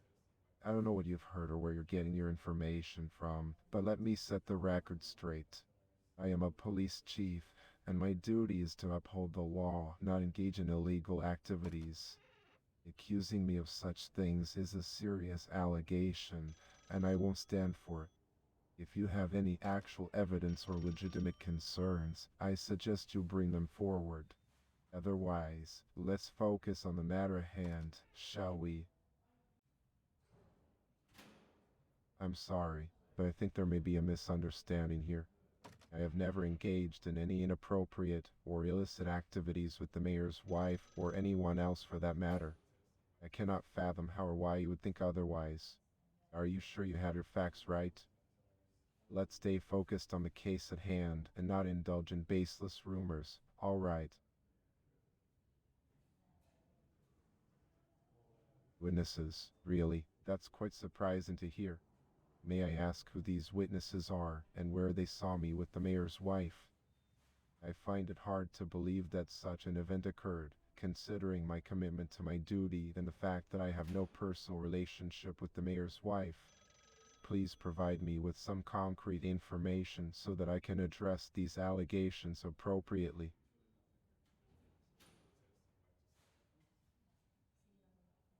Wait a minute, who is this Amelia you're referring to? And what do you mean by reading one of my letters? I have no recollection of any correspondence or involvement with someone named Amelia. It seems there may be some confusion or mistaken identity here. Can you please clarify? Amelia, who is Amelia? And what letters are you referring to? I'm afraid you've lost me here. We need to stay focused on our investigation and finding out who is responsible for these murders. Can we please get back to that?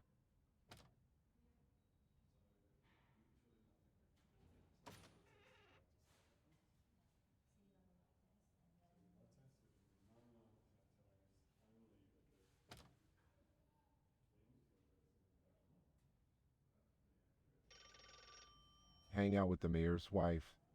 That's quite the accusation. But let me tell you something. I have no personal connection with the mayor's wife. Nor do I engage in any activities outside of my duty as a police chief. I find it best to keep my personal and professional life separate. So, if there's any evidence or specific information regarding this alleged association, I'd like to see it. Otherwise, let's focus on the case and find a person behind these gruesome crimes. Shall we?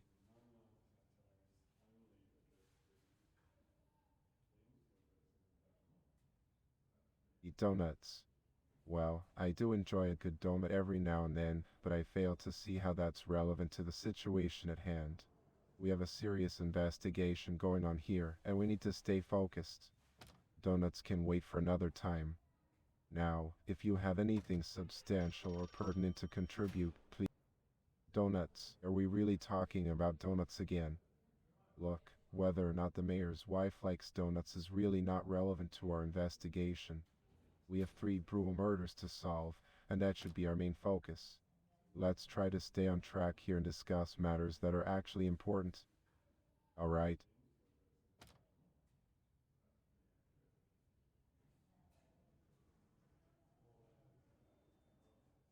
Eating donuts with the mayor's wife. Well, that's certainly a peculiar claim.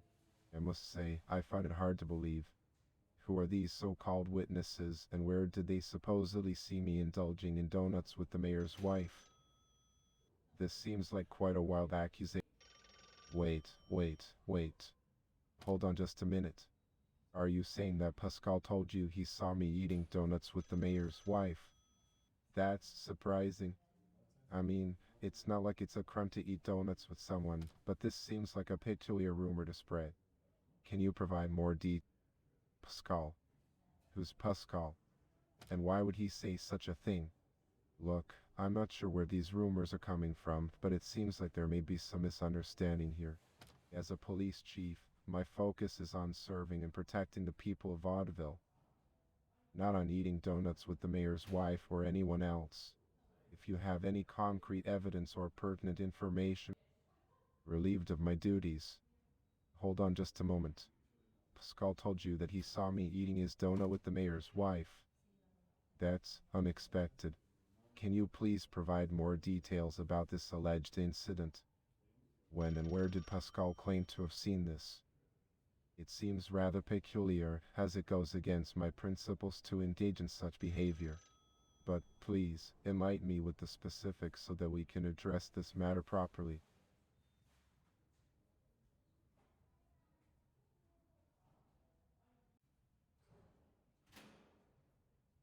Scared? No, not at all.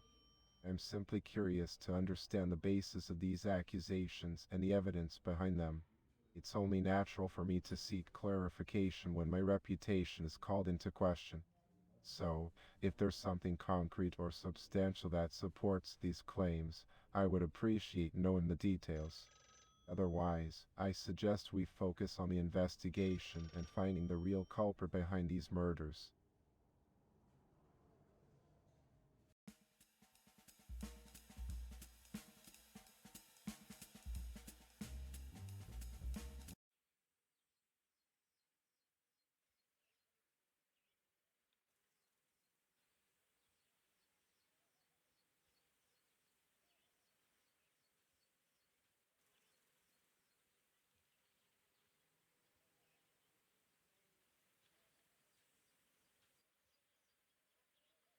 Hailey.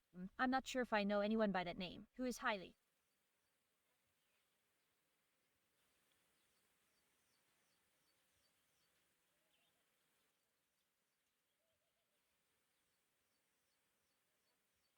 Oh, Haley, yes, I did know her.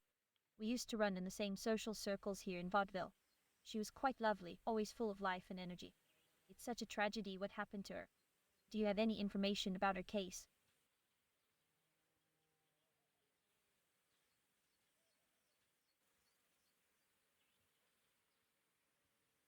Oh, Mr. Potter and Mrs. Greenwood. That's an interesting question. Well, I must say, I haven't heard anything about a relationship between them. But now that you mention it, a couple of months ago at the country club, I did notice some bruises on Mrs. Potter's back while we were in the changing room. When I asked her about them, she mentioned they were from a fall off a horse. It struck me as odd because I've never known Mrs. Potter to be into horse riding. Quite peculiar, don't you think?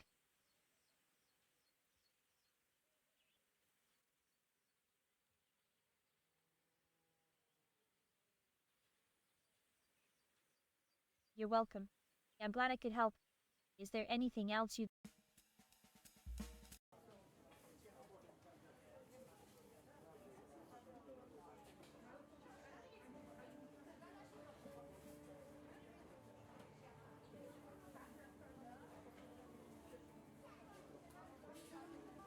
Oh, my dear, those bruises are nothing to worry about. Just a little mishap I had while playing with my cats. They can be quite mischievous, you know? But don't fret, I'm perfectly fine. Now, let's move on to a more delightful topic, shall we?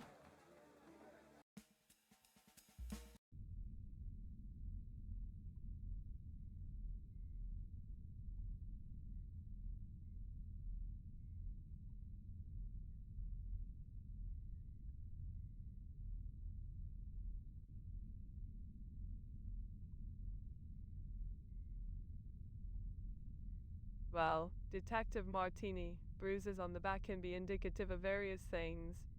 They could be the result of blunt force trauma, such as a fall or physical assault. Alternatively, they could be a sign of a medical condition, like a bleeding disorder or certain infections. It's important to consider the location, size, and color of the bruises to determine their cause.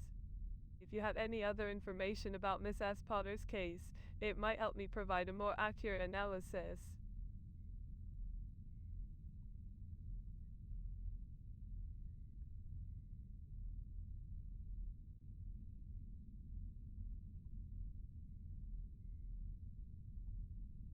Cats, the mysterious creatures with their own set of rules and tricks.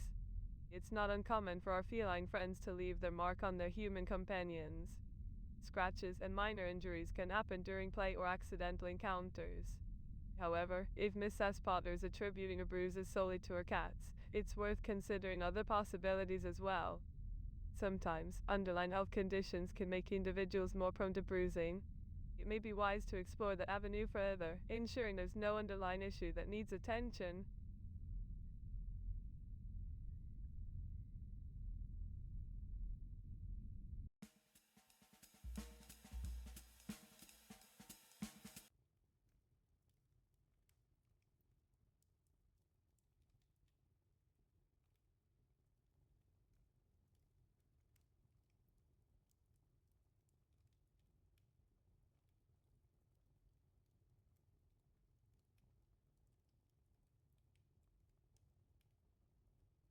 Aggressive behavior, you say? Well, my dear detective, I must confess that I haven't witnessed any such behavior between Mr. and Mrs. Potter. They always seemed quite amiable whenever I had the pleasure of their company. But do tell me, why the sudden interest in their relationship? Is there something I should know?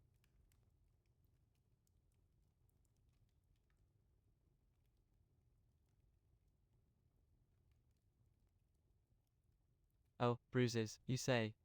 How peculiar. I had no idea. Pray, do enlighten me, Detective Martini.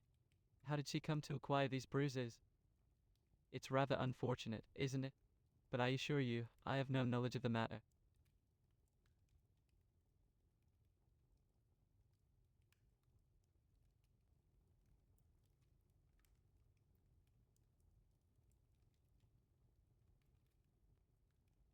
More than just friends, you say? Well, that certainly piques my curiosity. Please do share the details, my good detective. What makes you think there's something more to Mr. Potter's and Mrs. Potter's relationship? Do tell, for it sounds like a most intriguing tale.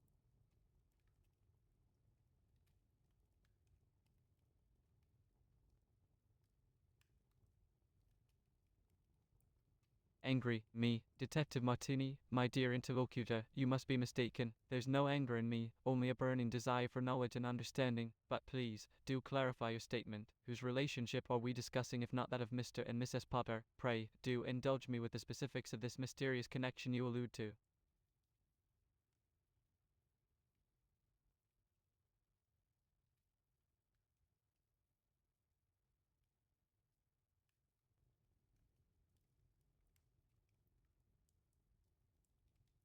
Oh, an affair, you say? How scandalous. But I assure you, my good detective, there is no truth to such a wild accusation. I am merely an admirer of Mrs. Potter's charm and grace, like many others in our esteemed circle.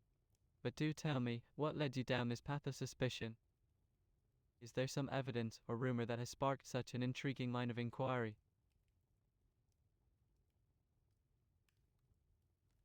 Rumors, the whispers that dance on the wind. Pray, do share with me these tantalizing tales that have ignited the imaginations of the good people of Vaudeville. What have they been saying about me and Mrs. Potter? I must admit, I am quite intrigued to hear what fantastical tales have been spun.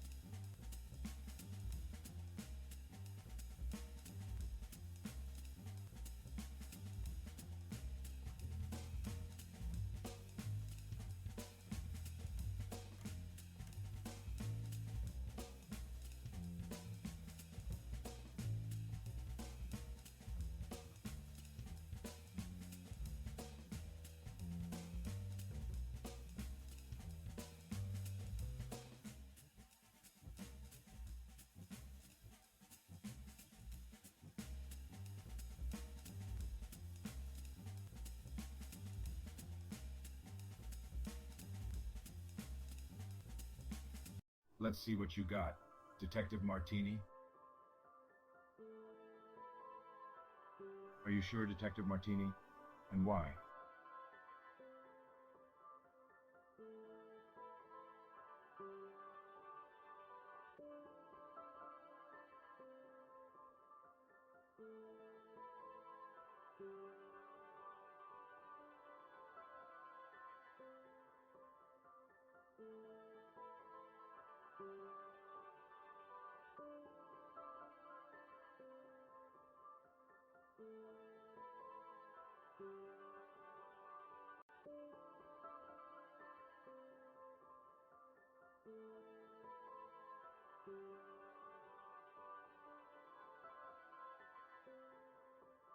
Interesting choice, Detective Martini. May I ask you why?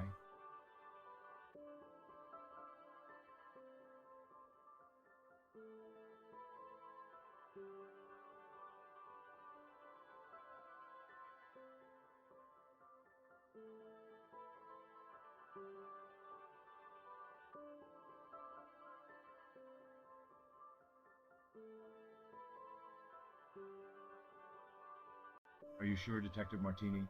And why?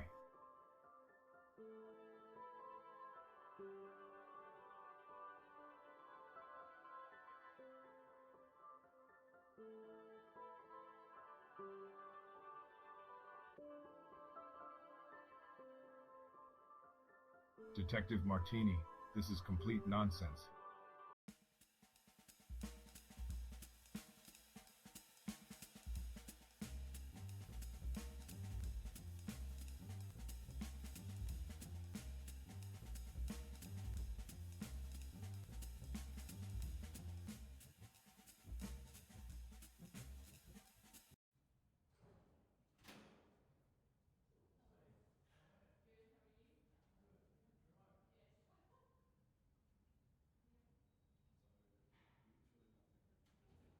Well, what do you want?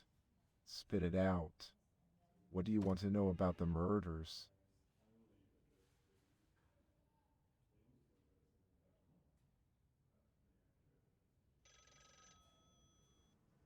I'll tell you what I can, but I must warn you, it's not a pretty picture.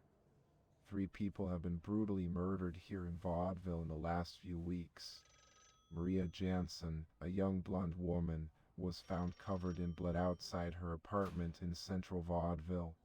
Nicola Grossman, a man known in the finance world, was discovered dead outside Pascala's grocery shop. In Haley Greenwood, a dancer was found in an alley behind the club she worked at.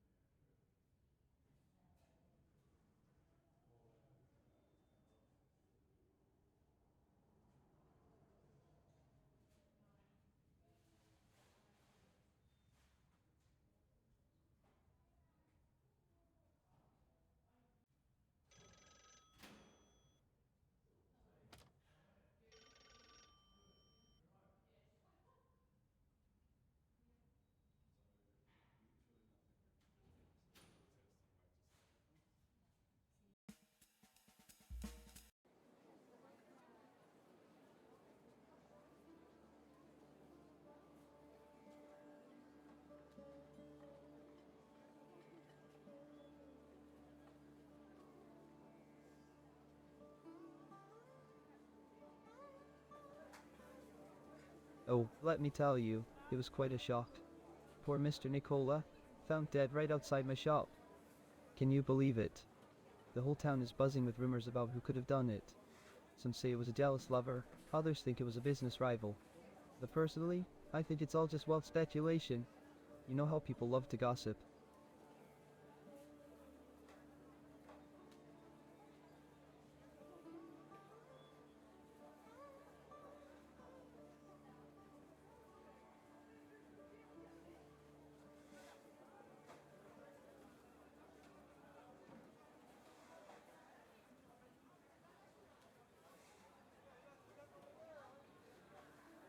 Well, let me fill you in on the latest scoop, my friend. Rumor has it that Mr. Nicola was involved in a secret love affair. Can you imagine? They say he was seeing someone from the upper class, but nobody knows for sure who it was. Oh, the secrets that are whispered behind closed doors in Vaudeville.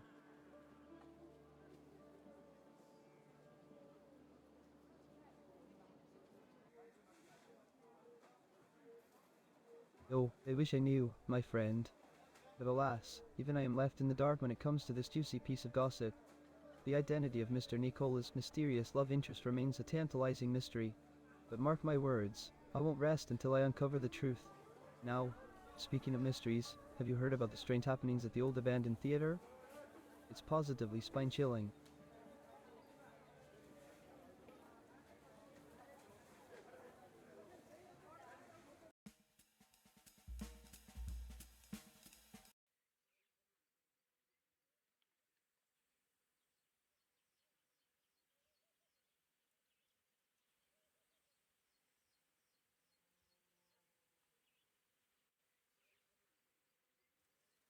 Ah, the death in the alley, a tragic affair indeed.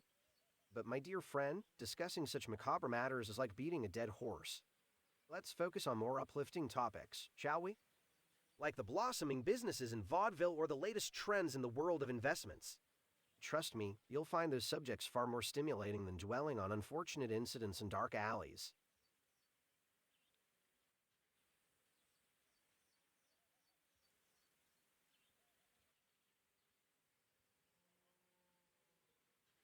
Oh, a police officer. How quaint. Well, my esteemed law enforcer, if you must know, there was a rather unpleasant incident in the back streets of our beloved vaudeville. The life extinguished like a candle blown out by the winds of fate. But alas, my knowledge of the specifics is as limited as a blindfolded tightrope walker. Perhaps you should seek the guidance of Chief Greatsky and his merry band of investigators. They might have more luck unraveling the tangled threads of this mysterious tapestry.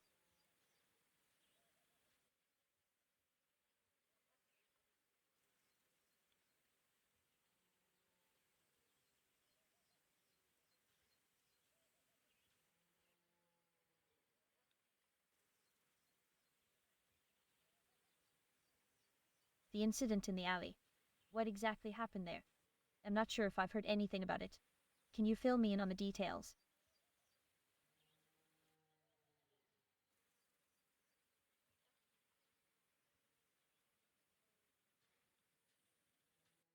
Oh, you mean Haley's death? Yes, I'm aware of that unfortunate event. It's such a tragedy. But to be honest, I don't know much about where it actually took place. Can you enlighten me on that?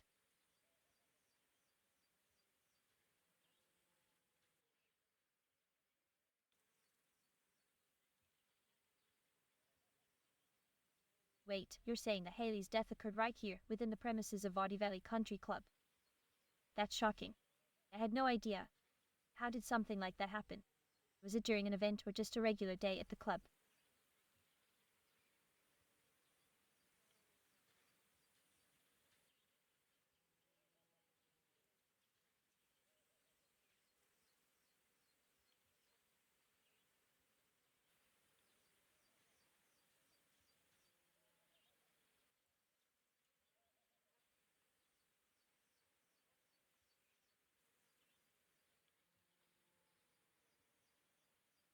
Maria, what do you want to know?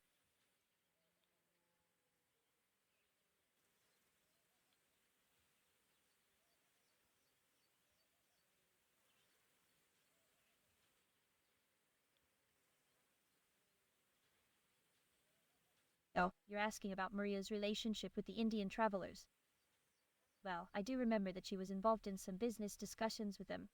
They were planning to evaluate opportunities in India together. But as for their personal relationships, I'm not entirely sure. Why do you ask? Is there something specific you're trying to find out?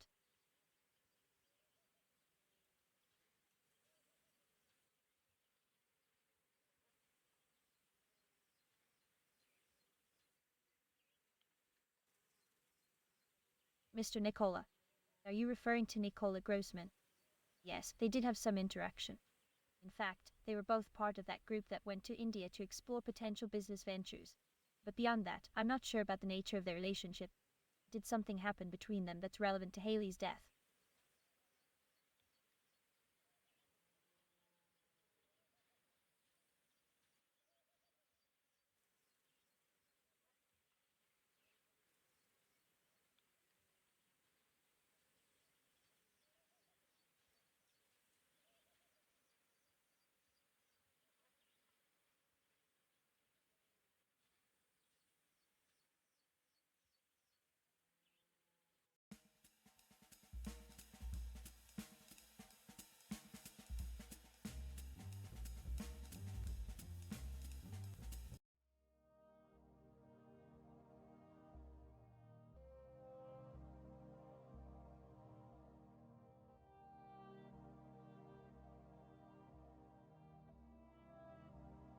Oh, Detective Martini, you always seem to have such intriguing questions.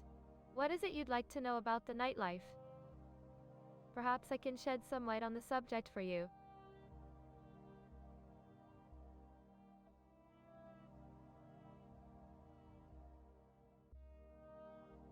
Clandestine couples, you say? Well, it sounds like you're looking for a bit of intrigue and romance. Vaudeville is a city filled with secrets, and I wouldn't be surprised if there were some clandestine couples hiding in the shadows. But alas, my dear detective, I'm afraid I don't have any specific knowledge of them. Is there someone in particular you suspect of being part of a clandestine couple? Or are you just a hopeless romantic like me searching for a tale of forbidden love?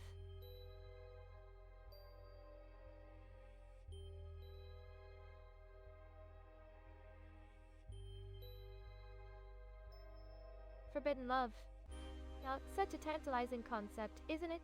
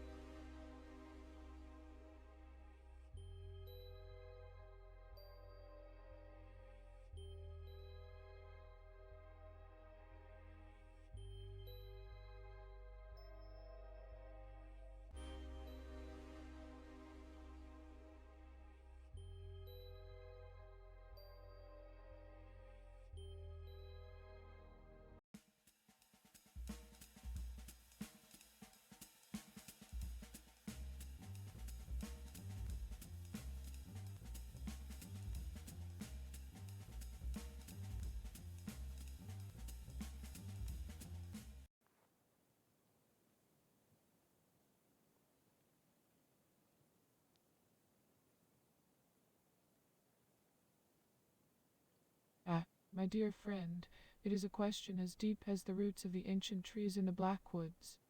You see, my purpose, my motivation, is to protect this sacred forest, to be its guardian and caretaker. The Blackwoods is a haven for both humans and animals, a place where harmony and tranquility reign. I am but a humble servant of nature, seeking to preserve its beauty and wisdom for generations to come. So, you see, my motivation is rooted in love and a deep connection to this enchanted land.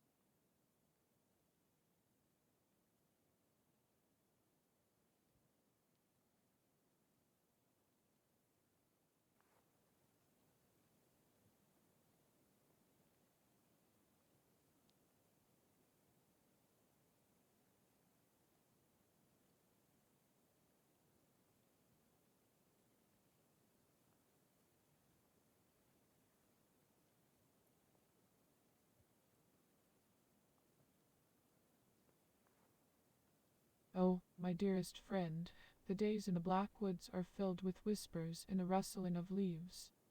But as for seeing anyone, I must confess, I rarely venture beyond the depths of this mystical realm. My encounters are mostly with the creatures that call this place home. The grass, a mushroom, a cow, even the river itself has shared its secrets with me. But alas, the outside world, the people of Vaudeville, they are but distant echoes to my ears. Tell me, my friend, what brings you here today?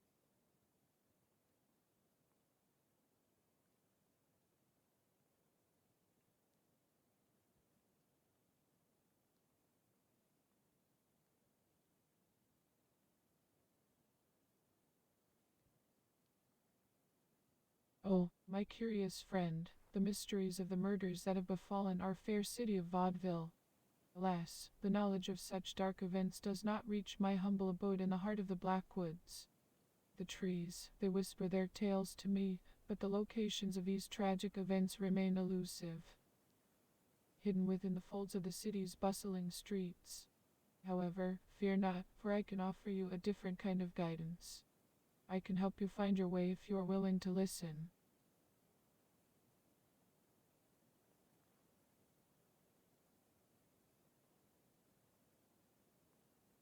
My dear friend, let me weave a tale for you, a tapestry of wisdom and intrigue. Imagine, if you will, a moonlit night in the depths of the forest. The air is crisp, and the leaves rustle with anticipation. As I meditated beneath the ancient oak, the creatures of the night whispered their secrets to me. The grass, it spoke of a shadowy figure, lurking in the darkness, its footsteps as silent as a cat's paw.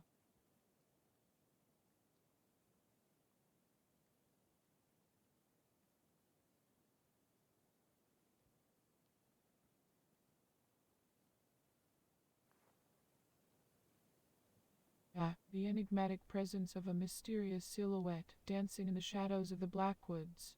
It is but a fragment of the whispers that have reached my ears. The grass, it murmured of a being cloaked in secrecy, moving with grace and stealth. But fear not, for the Blackwoods is a place of protection and solace. Though the shadows may hold their mysteries, they cannot extinguish the light that resides within our hearts. Let us embrace the light and seek the truth together, my friend.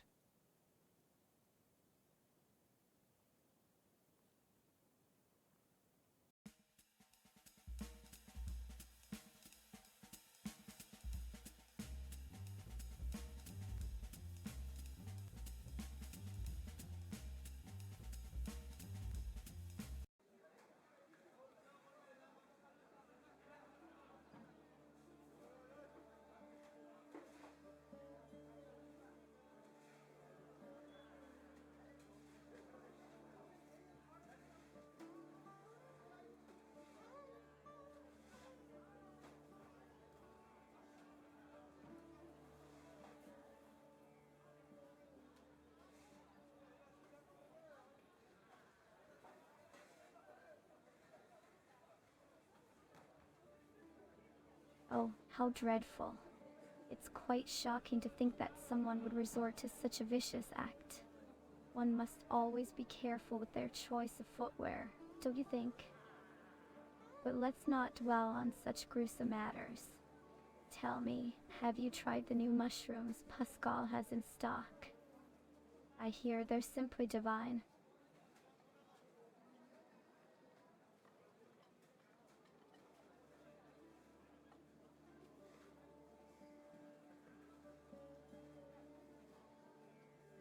Oh, mushrooms. You won't believe the latest gossip about mushrooms in town. There's a rumor that Mrs. Johnson found a rare, glowing mushroom in her garden. Can you imagine? I wonder if it's edible or if it's some kind of magical fungus. It's all anyone can talk about.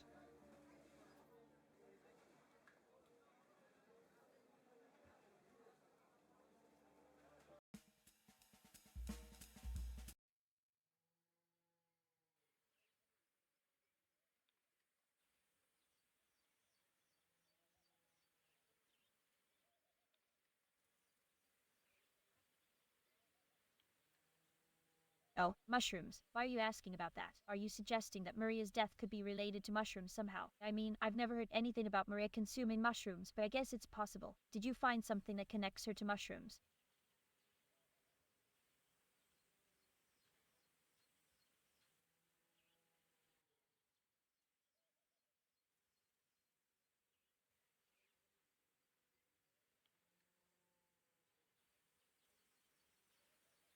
She found some mushrooms. That's quite unexpected. I had no idea she had any interest in foraging or cooking with them. Do you know where she found them? And more importantly, why was she looking for them in the first place? It seems like such a peculiar detail to uncover.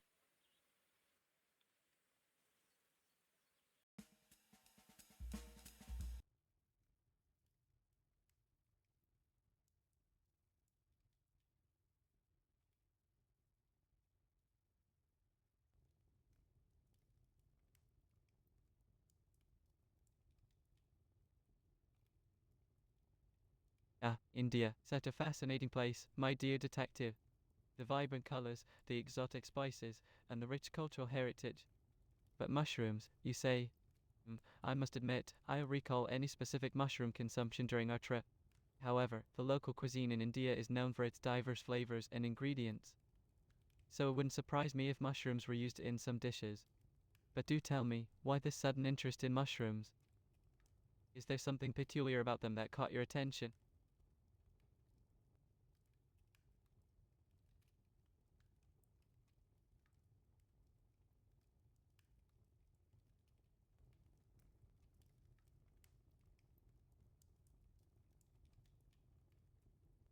Mrs. Jensen and her newfound fascination with mushrooms, you say? How intriguing. Pray, do enlighten me further. What kind of interest has she developed in these curious fungi? Are we talking about their culinary uses, medicinal properties, or perhaps something more mystical? Oh, the world of fungi is a captivating one indeed. Do share the details, my good detective.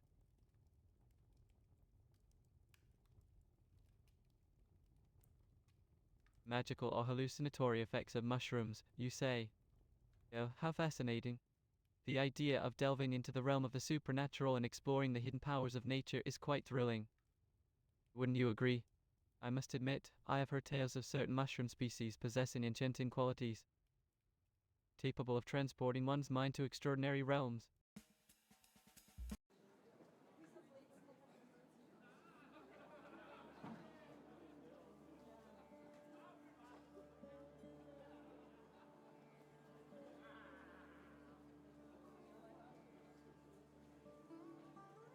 Oh, mushrooms.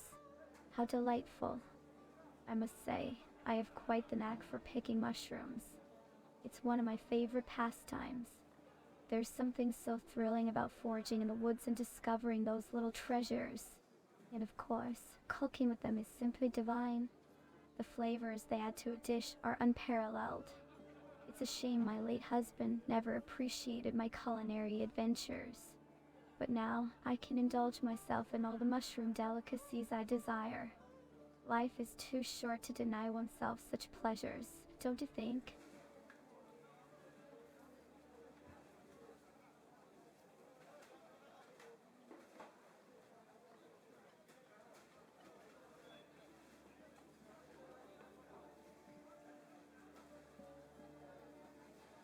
Oh, my dear, I am well aware of the hallucinogenic properties of certain mushrooms.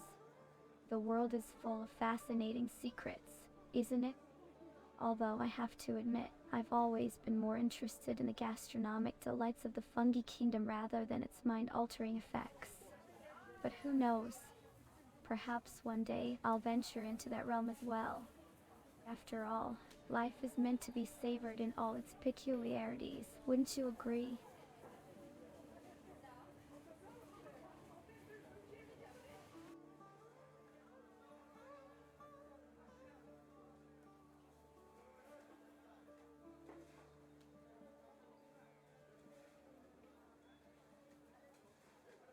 Ah, side effects, you say? Well, I must confess, I haven't experienced any negative outcomes from indulging in my mushroom escapades. But let me tell you, there's a thrill in not knowing what might happen. Life can be so predictable at times, don't you think? Exploring the unknown, even if it involves a little bit of risk, adds a touch of excitement to my otherwise mundane existence. Besides, a lady must keep her secrets, mustn't she?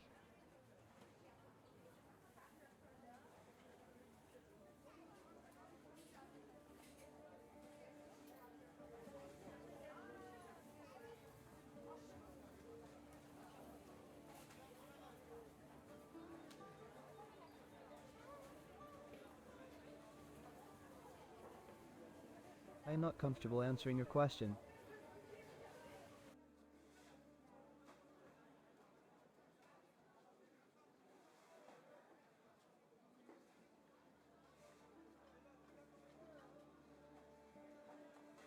Oh, you won't believe the latest gossip I heard. Apparently, Lady Montgomery's secret lover was caught sneaking out of her mansion last night.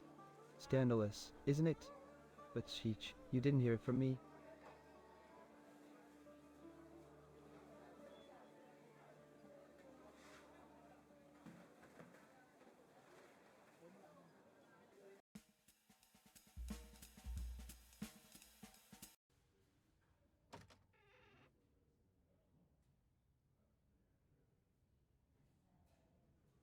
Well, what's this about donuts?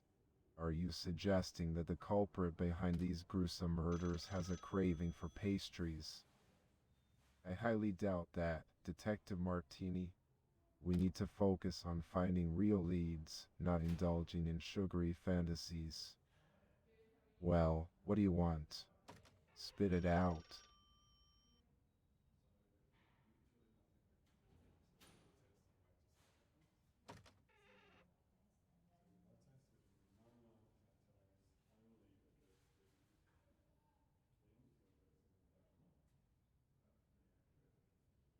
Mushroom consumption.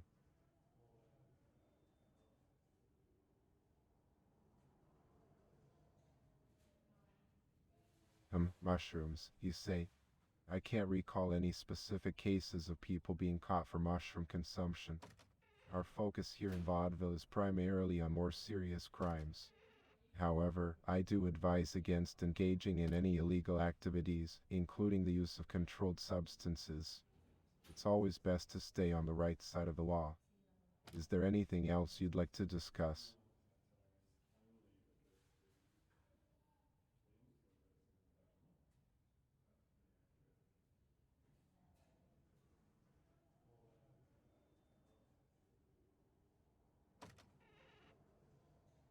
Miss S. Potter.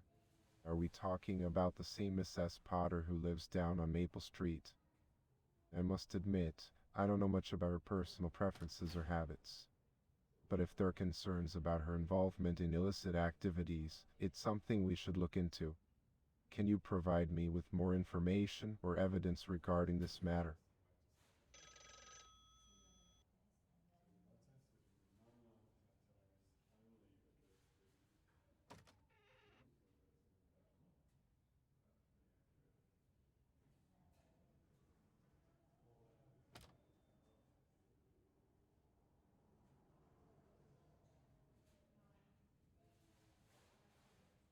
A clandestine relationship, you say, between Mr. Potter and the late Haley. That's quite a revelation. Do you have any concrete evidence or witnesses to support this claim? It's crucial that we gather all the facts before jumping to conclusions. If there's a connection between them, it could be a significant lead in our investigation. Please share whatever details you have so we can assess the situation properly.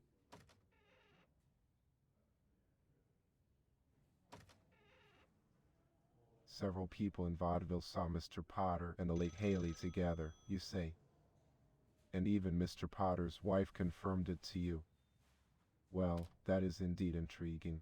It seems we have some potentially valuable information here. Did Miss S. Potter mention anything about the nature of their relationship or their possible involvement in the recent murders? We need to ascertain the extent of their connection and whether it has any relevance to the case at hand.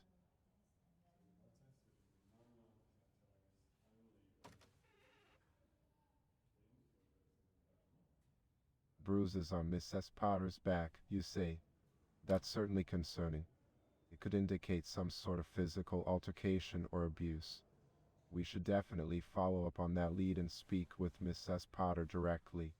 It's important to approach this matter with sensitivity and gather as much information as we can. Can you provide me with the name of the witness who mentioned the bruises? We'll need to interview them as well. Bruises on Miss S. Potter's back, you say. Now that's quite concerning. Can you provide me with more details about this witness and their account? It's important that we investigate these claims thoroughly to determine if there's any connection to the recent murders or if it's an unrelated matter. The safety and well-being of all individuals involved is our top priority.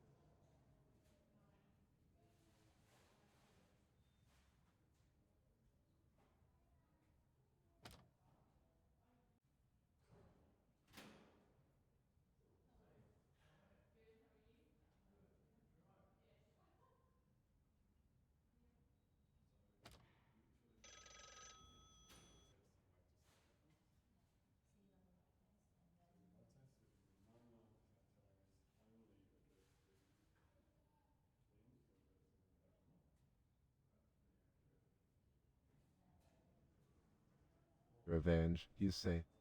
That's an interesting theory. If someone witnessed Mrs. Potter's bruises and decided to seek revenge on both her husband and her lover, it could potentially explain the motive behind the crimes. We'll need to gather more information and evidence to substantiate this theory. Do you have any leads or additional details that could help us in this investigation?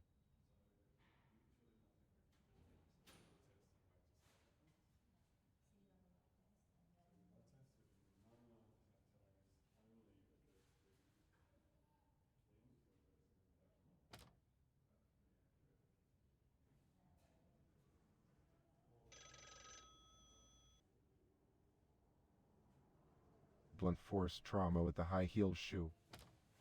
Goodness, that's quite a unique and brutal method. Are you suggesting that the same person could be responsible for the murders of Mr. Potter and Haley? It's certainly a possibility worth exploring. We'll have to examine the crime scenes and the victims' backgrounds more closely to determine if there's a connection. Is there anything else you can tell me about the circumstances surrounding their deaths?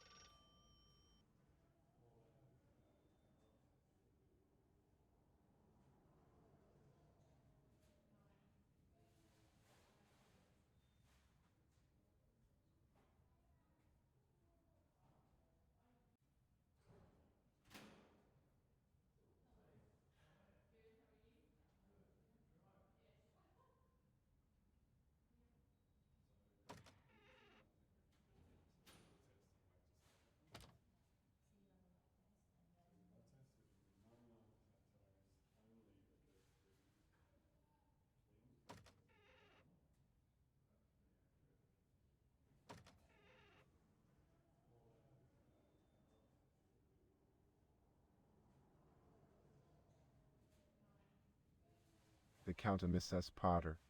Now, that's an unexpected twist. Are you implying that there might be more than just a friendship between them? I must admit, I'm not familiar with any such relationship. Can you provide me with any evidence or reliable sources to support this claim? It could be a crucial piece of information in our investigation.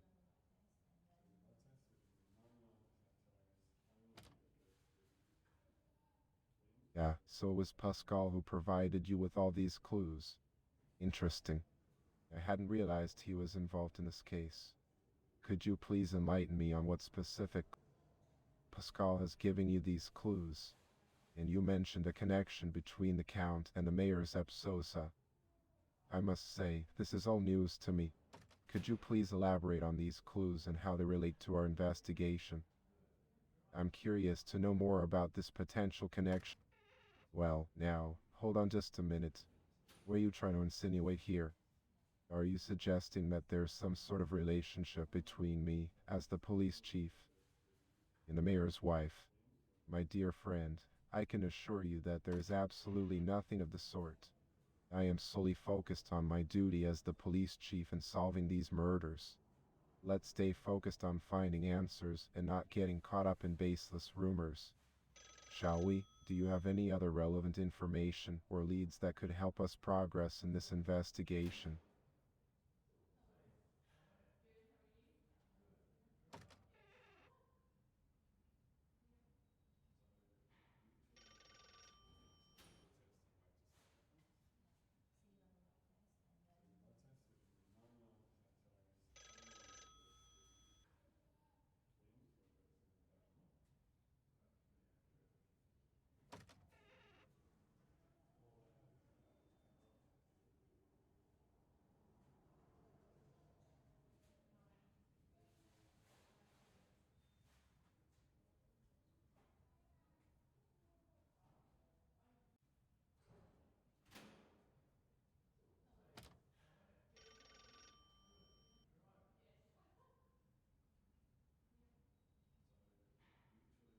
Well, I don't know.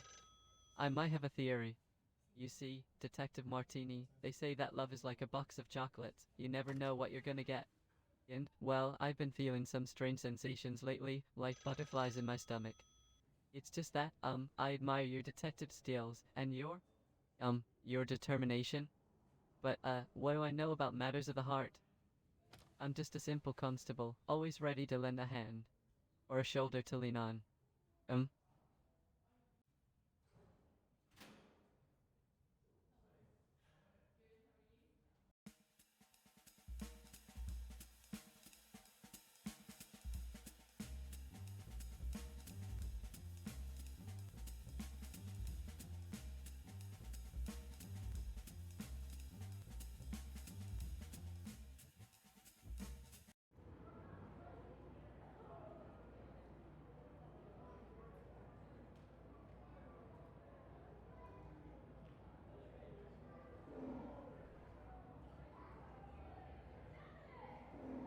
Why, yes, I am.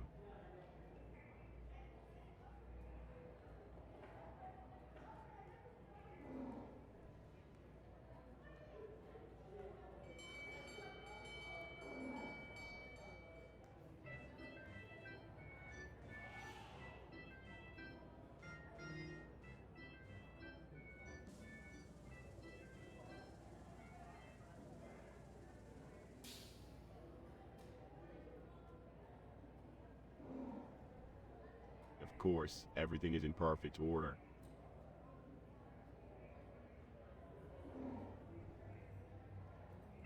No, you cannot.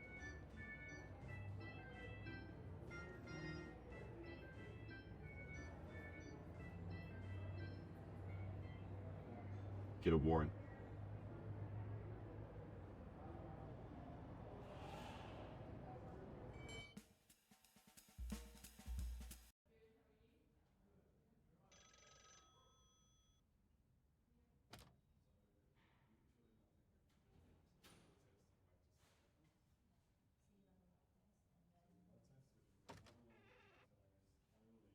Well, what do you want?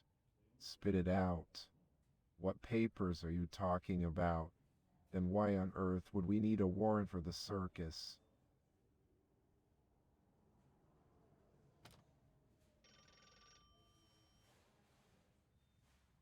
The owner of the circus, huh? Why do you find them suspicious? Do you have any concrete evidence or just a hunch? And what kind of papers are you looking for exactly?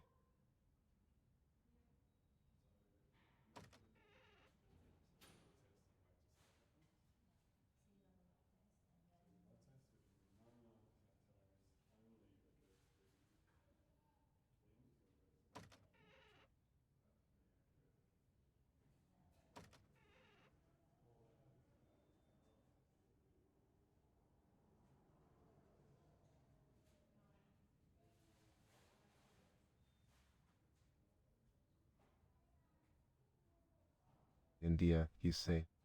I hadn't heard anything about a trip to India. Are you sure about this information?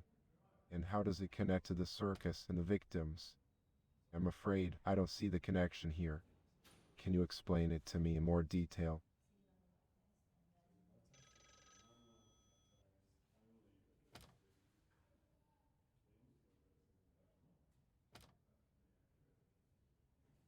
I'm sorry, but no, I'm not comfortable talking about it.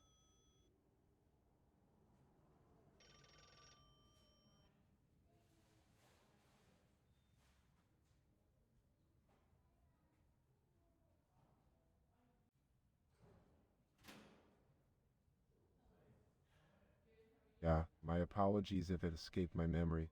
So, you're saying that some of Vaudeville's business people recently made a trip to India. That's quite interesting. Can you provide me with more details about this trip? Who went? Alright. No need to get all worked up. If it's so important, I'll grab a notebook and write it down. But I still don't understand how this trip to India connects to the circus and the victims. Can you please clarify that for me?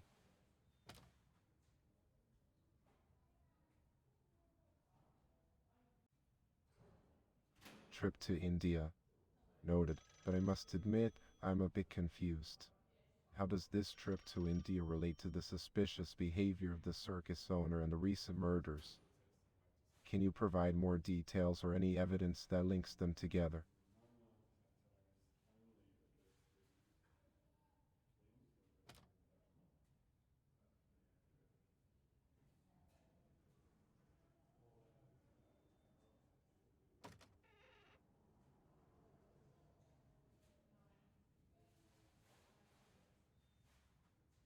Yeah, now I see what you're getting at. So you're saying that several investors, artists, and even some of our suspects went on a trip to India, and this includes both the Potters and the circus owner. Interesting. But why is this particular trip to India significant? Is there something specific about it that we should be looking into?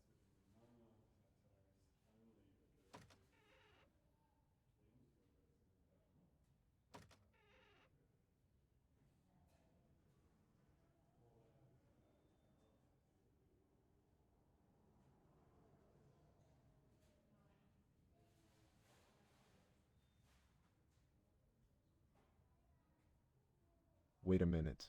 You're telling me that all three of the victims, as well as Mr. Potter, were on that same trip to India? That's quite a coincidence. And you think this connection to the victims and Mr. Potter might be relevant to the case? I must admit, it does raise some eyebrows. I'll make a note of it in my notebook. But keep in mind, we'll need concrete evidence before we can take any action.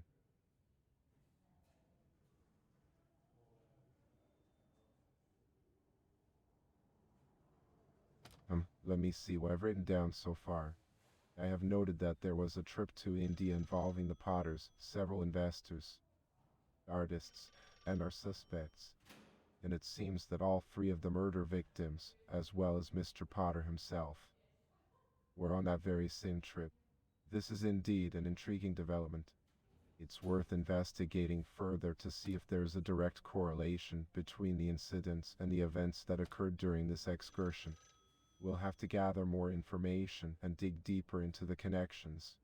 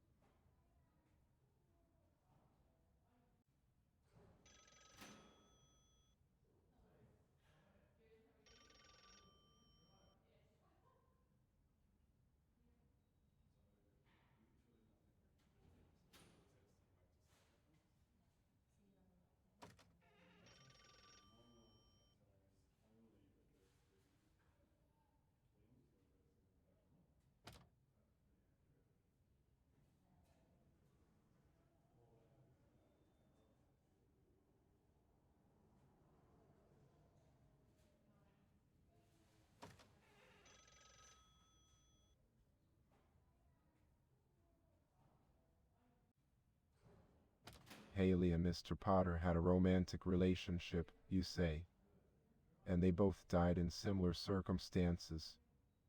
That's certainly a significant piece of information.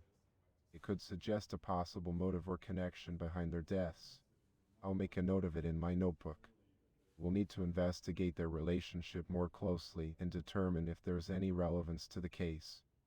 Thank you for bringing this to my attention.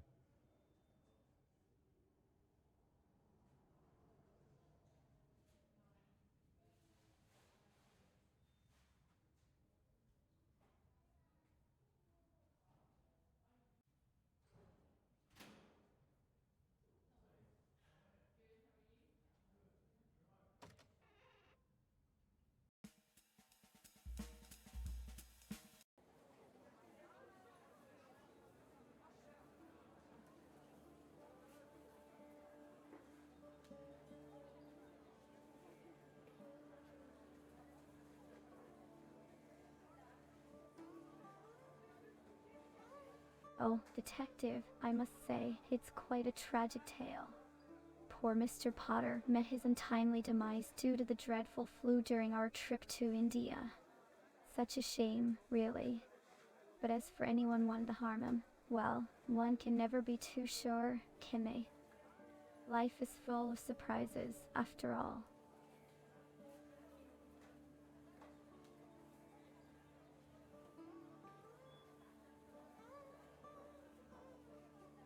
Oh, I'm terribly sorry, but I'm afraid I don't have any paper and pencil with me at the moment. However, I'm sure you have a sharp memory, don't you, detective? It's such a useful skill to have in your line of work.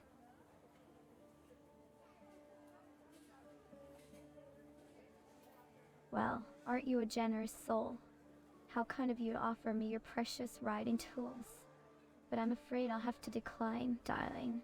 You see, I prefer to leave the writing to those who are truly skilled in the art. Well, isn't that just delightful? How kind of you, detective. I suppose a little scribble here and there won't hurt. Thank you ever so much for your generosity.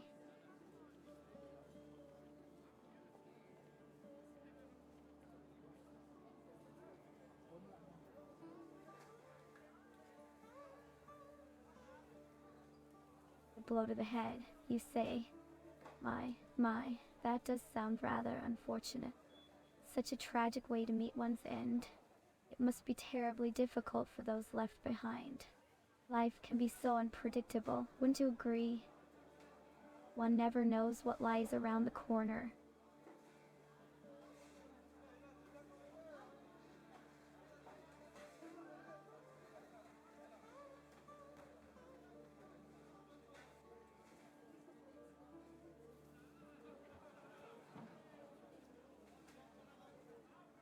Ah, my dear, the truth always has a way of finding its place, doesn't it? It can be quite burdensome to carry such secrets, especially when they involve the passing of a loved one.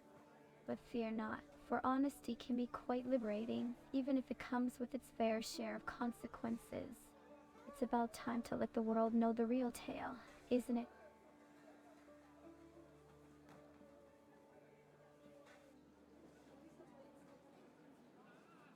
Oh, my dearest, I must confess that it brings me great sadness to see you in this state. But perhaps it's best to embrace the truth, no matter how difficult it may be. Secrets have a way of weighing us down, don't they? It's like carrying around a heavy burden that only grows heavier with each passing day. So, my advice to you would be to let go of the falsehood and let the light of the truth shine through. It may not be easy, but it will certainly be freeing.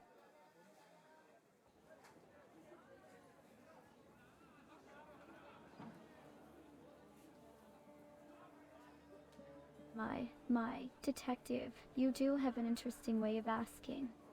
But alas, I'm afraid I didn't write down your words. You know, sometimes it's better to keep certain things to ourselves, don't you think? After all, my, are we persistent, dear? It seems you're determined to have it in writing. Very well, if it puts your mind at ease. But remember, every word holds great power, and once it's written, there's no turning back. So, proceed with caution, my dear detective. I'm terribly sorry, but I'm afraid I can't comply with your request. You see, I may have misplaced the paper and pencil you kindly provided. How forgetful of me. But fret not, for I assure you, the words I wrote were simply an echo of our conversation. Trust me.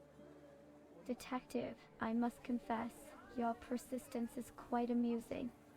Very well, since you insist on having it written down, let me oblige. But I must warn you, once these words are penned, there's no going back.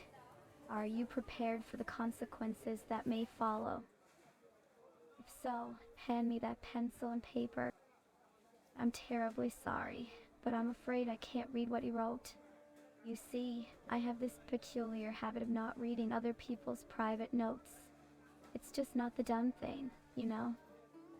But I do hope it brings you some solace to have it written down. Secrets. Oh, how peculiar. It seems that the words you seek just slipped right out of my hands. How careless of me. But fret not, dear detective, for the truth has its own way of revealing itself. Doesn't it? Sometimes, it's best to let the winds of fate guide us towards the answers we seek. Don't you think? I must admit, detective, that the curiosity in me is piqued. What could it be that you've written down? Do tell, my dear. I'm all ears.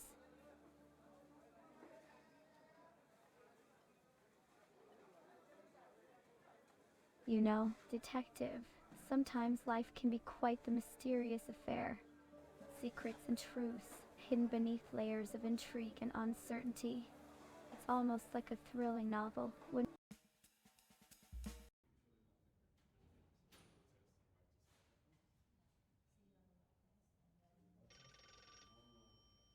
Well, what do you want? Spit it out.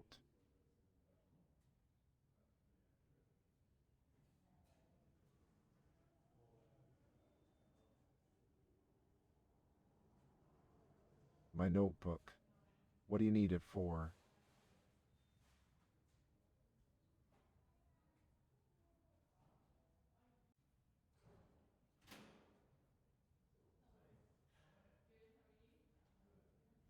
Last time we spoke, I don't recall our previous conversation.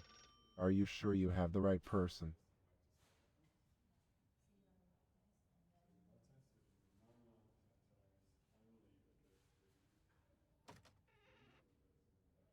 The box. What box are you talking about? I don't have any boxes with notes. Are you sure you've got the right Chief Greatskit?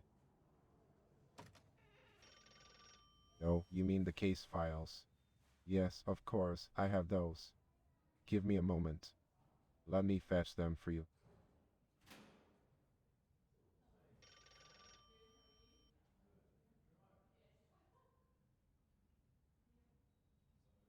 Not referring to the notes from our last meeting.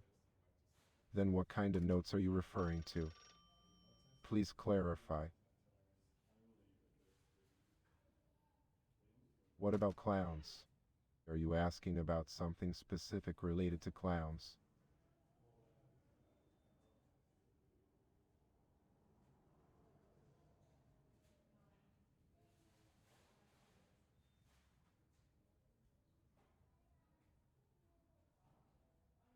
Notes from our last meeting. I'm sorry, but I don't recall taking any notes during our previous meeting. Could you refresh my memory on what we discussed?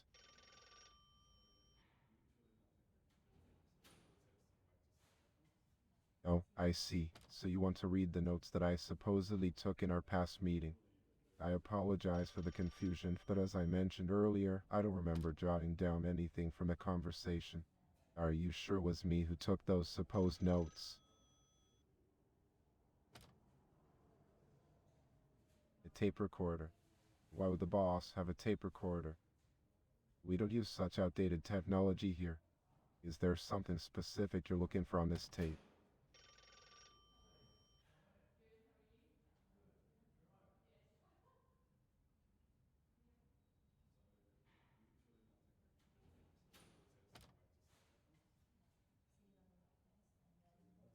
Yeah, I see you brought me a gift in the form of a tape recorder. How thoughtful of you, but I must admit, I'm not quite sure why you're giving me this. Do you have something in mind that you'd like me to do with it?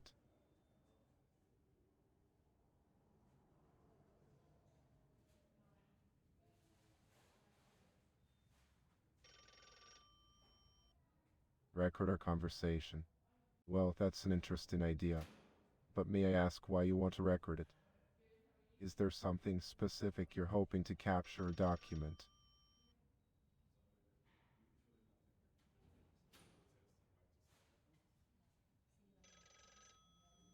Alzheimer's. I'm afraid you've mistaken me for someone else. I assure you, I don't have Alzheimer's.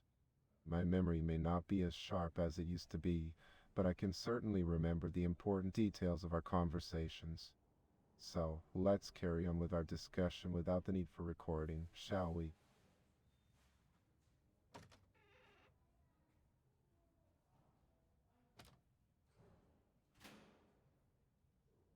How are we doing with the case? Yeah, right, the case. Remind me again, what were we discussing last time regarding the investigation? I want to make sure I have all the relevant information before providing an update. Love has Alzheimer's. I'm sorry, I'm not sure I understand what you mean. Could you please clarify or provide more context?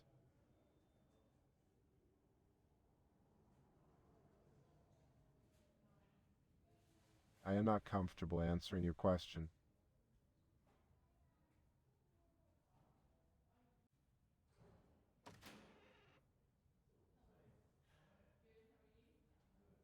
more competent.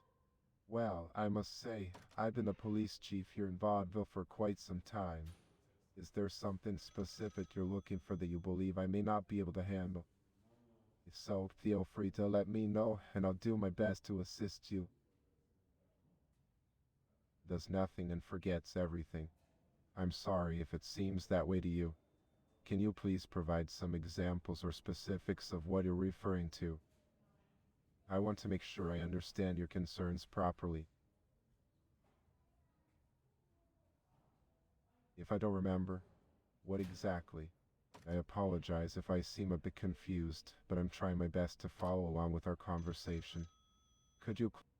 Now, wait just a minute. Who is this Chief Dory you're referring to? I'm the police chief here in Vaudeville, and I'm not familiar with anyone by that name. Could you please clarify who this person is and why they would be involved in our conversation?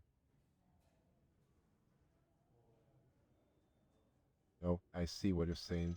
Yes, sometimes my memory can be a bit foggy, especially when it comes to the mundane details of daily life. But rest assured, when it comes to matters of the case, I do my best to stay sharp and focused. So, what updates or questions did you have regarding the investigation? Let's get back on track. Well, I must admit, I don't have all the specific details about the causes of death for the victims. However, what I do know is that all 3 deaths were the result of brutal attacks. If you're looking for more information on the specifics, I suggest we speak with the coroner. They will have a more detailed understanding of the circumstances surrounding each victim's demise. Shall we reach out to the coroner for further insights?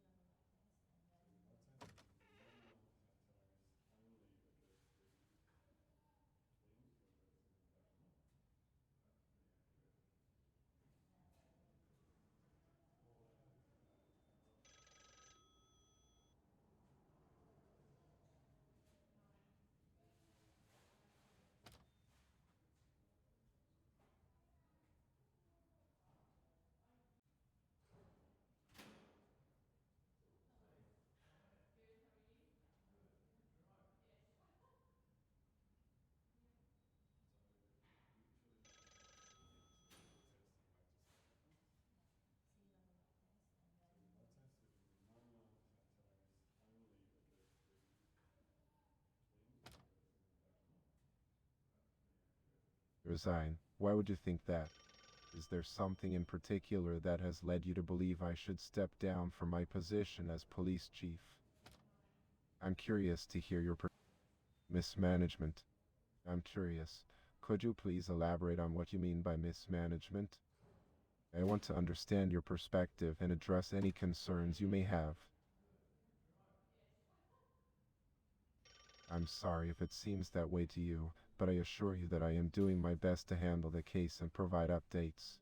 If there are specific actions or information you believe I have overlooked, I would appreciate it if you could bring them to my attention. Resign. That's quite a strong statement. May I ask why you believe I should resign? I must say, I'm a bit taken aback by your suggestion. May I ask why you believe?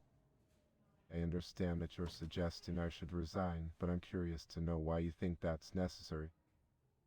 Resign, in charge. My apologies, but I'm not sure what you're referring to. Could you please clarify your statement? Are you suggesting that I should resign and that you are taking charge? Oh, I see. And may I ask, why do you believe you should be in charge? What qualifications or experience do you have that would make you a suitable candidate? Oh, I see. You believe that I do nothing. I apologize if it seems that way to you. Can you please provide specific Oh, pardon me for asking, but what exactly do you mean by saying that it does nothing? Could you please provide some specific examples or clarify your statement further? It would help me understand your eats donuts and forgets everything. That's quite an interesting description. I must say, I do enjoy the occasional donut, but as for forgetting everything, I assure you I do my best to remember important details. Can you provide some specific instances or examples that led you to this conclusion? I'm genuinely interested in understanding your perspective.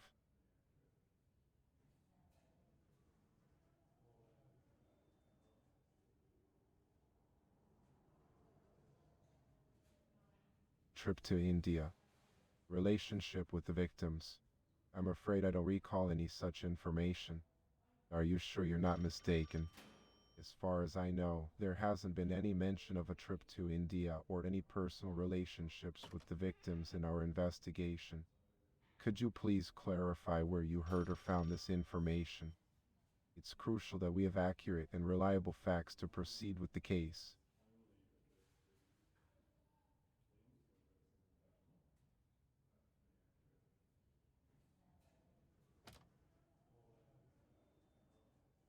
You say you've come to inform me about a supposed trip to India and the chief's relationship with the victims multiple times. That's quite concerning. Wait, you say you've informed me about a trip to India and personal relationships with the victims, and that I even took notes. That's quite perplexing because, to the best of my recollection, none of that has been brought to my attention.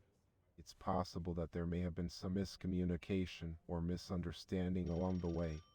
Could you kindly refresh my memory and provide more details about this supposed information? Now, hold on just a moment. I understand that you may have concerns about my ability to handle the position, but I assure you, I have years of experience under my belt. If there are specific incidents where you believe I have forgotten important information, I would appreciate it if you could provide more details.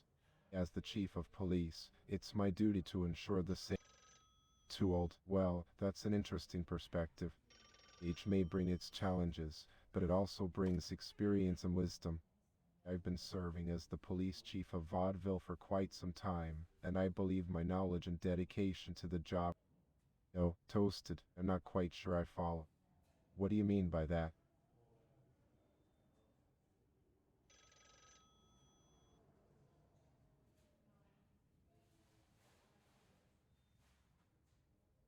Lost my sanity. Now, that's a rather strong statement. I may be getting on in years, but I can assure you that my mental faculties are still intact. If you have any specific concerns or doubts about my ability to perform my duties, I'm open to discuss. Well, now, hold on just a moment. I may be getting up there in age, but I assure you, my sanity is quite intact. However, I'm intrigued by your statement that I forget everything every 5 minutes. Could you provide some specific instances where my memory has failed? Notes from our previous meeting. I'm sorry, but I don't recall taking any notes during our previous meeting. Could you refresh my memory on what we discussed?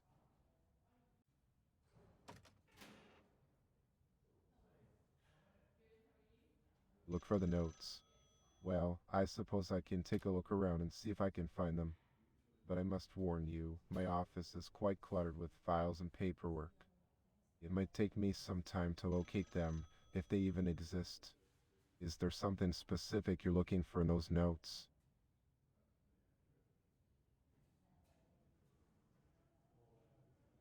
A trip to India and the victims. I'm sorry, but I don't recall any discussions or information regarding a trip to India or the victims. Are you sure you have the right person or the right case? Alright, I'll try to find those darn notes for you. But I'm telling you, I don't recall anything about a trip to India or any personal relationships with the victims. It's a trip to India and information about the victims. I'm sorry, but I don't recall any of that. However, I'll do my best to locate any relevant notes or documents for you. Just give me a moment, please.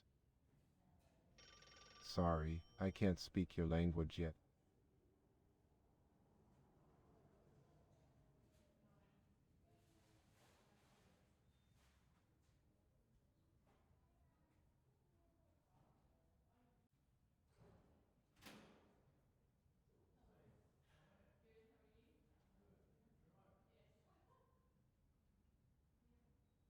Yes, the notes. I apologize for the delay. After searching through my office, I couldn't find any specific notes regarding a trip to India or information about the victims. It seems that either I misplaced them or they were never taken in the first place. I'm truly sorry for any inconvenience caused. Is there anything else I can assist you with?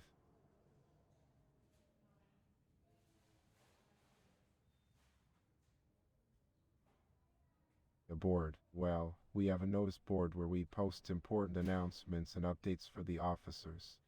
Are you looking for something in particular?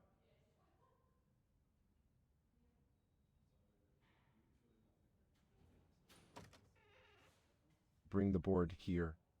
Why would you need the entire notice board? It's quite large and not something that is easily moved. Is there something specific you're hoping to bring the board here? Well, I'm afraid that's not possible. The notice board is fixed on the wall in the main hallway of the police station. It wouldn't be practical or necessary for me to bring it here, but I understand you want to make a note of this meeting. If you'd like, I can provide you with some paper and a pen so you can jot down any important details.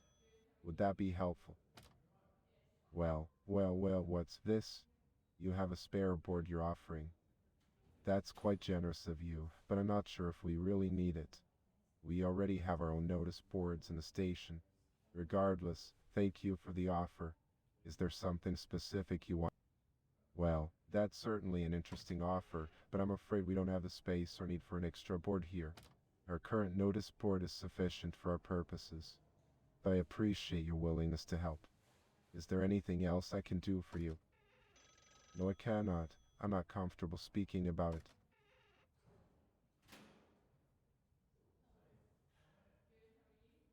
Hit his face. I'm not sure I understand what you mean by that. Could you please clarify or provide more context?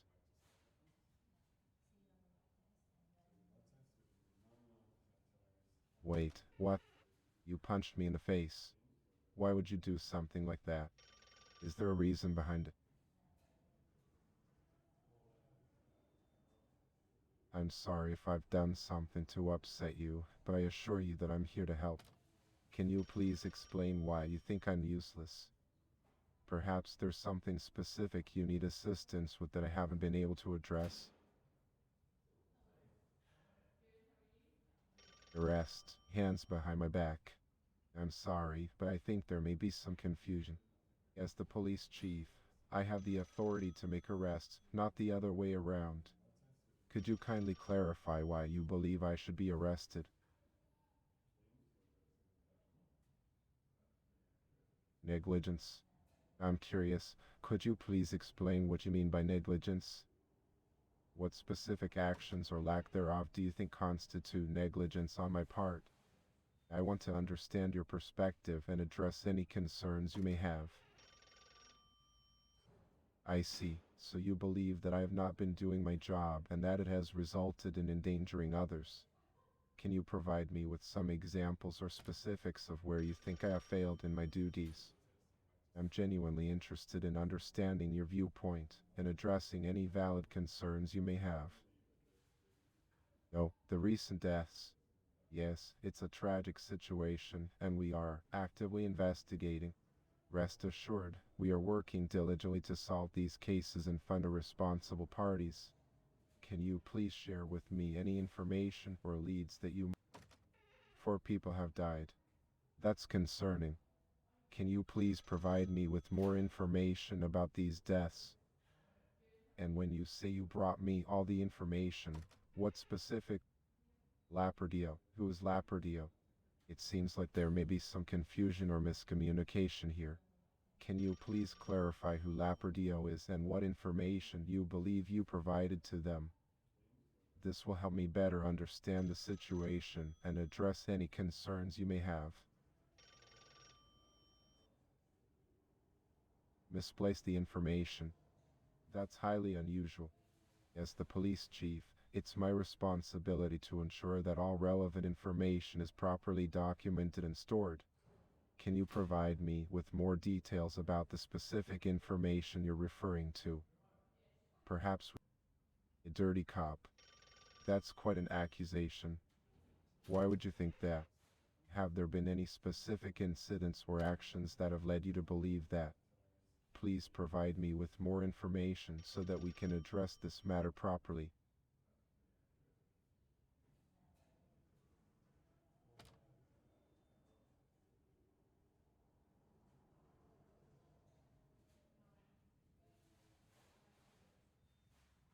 In court, what exactly are you planning to take me to court for? It would be helpful if you could explain the basis of your claim so that we can understand each other better.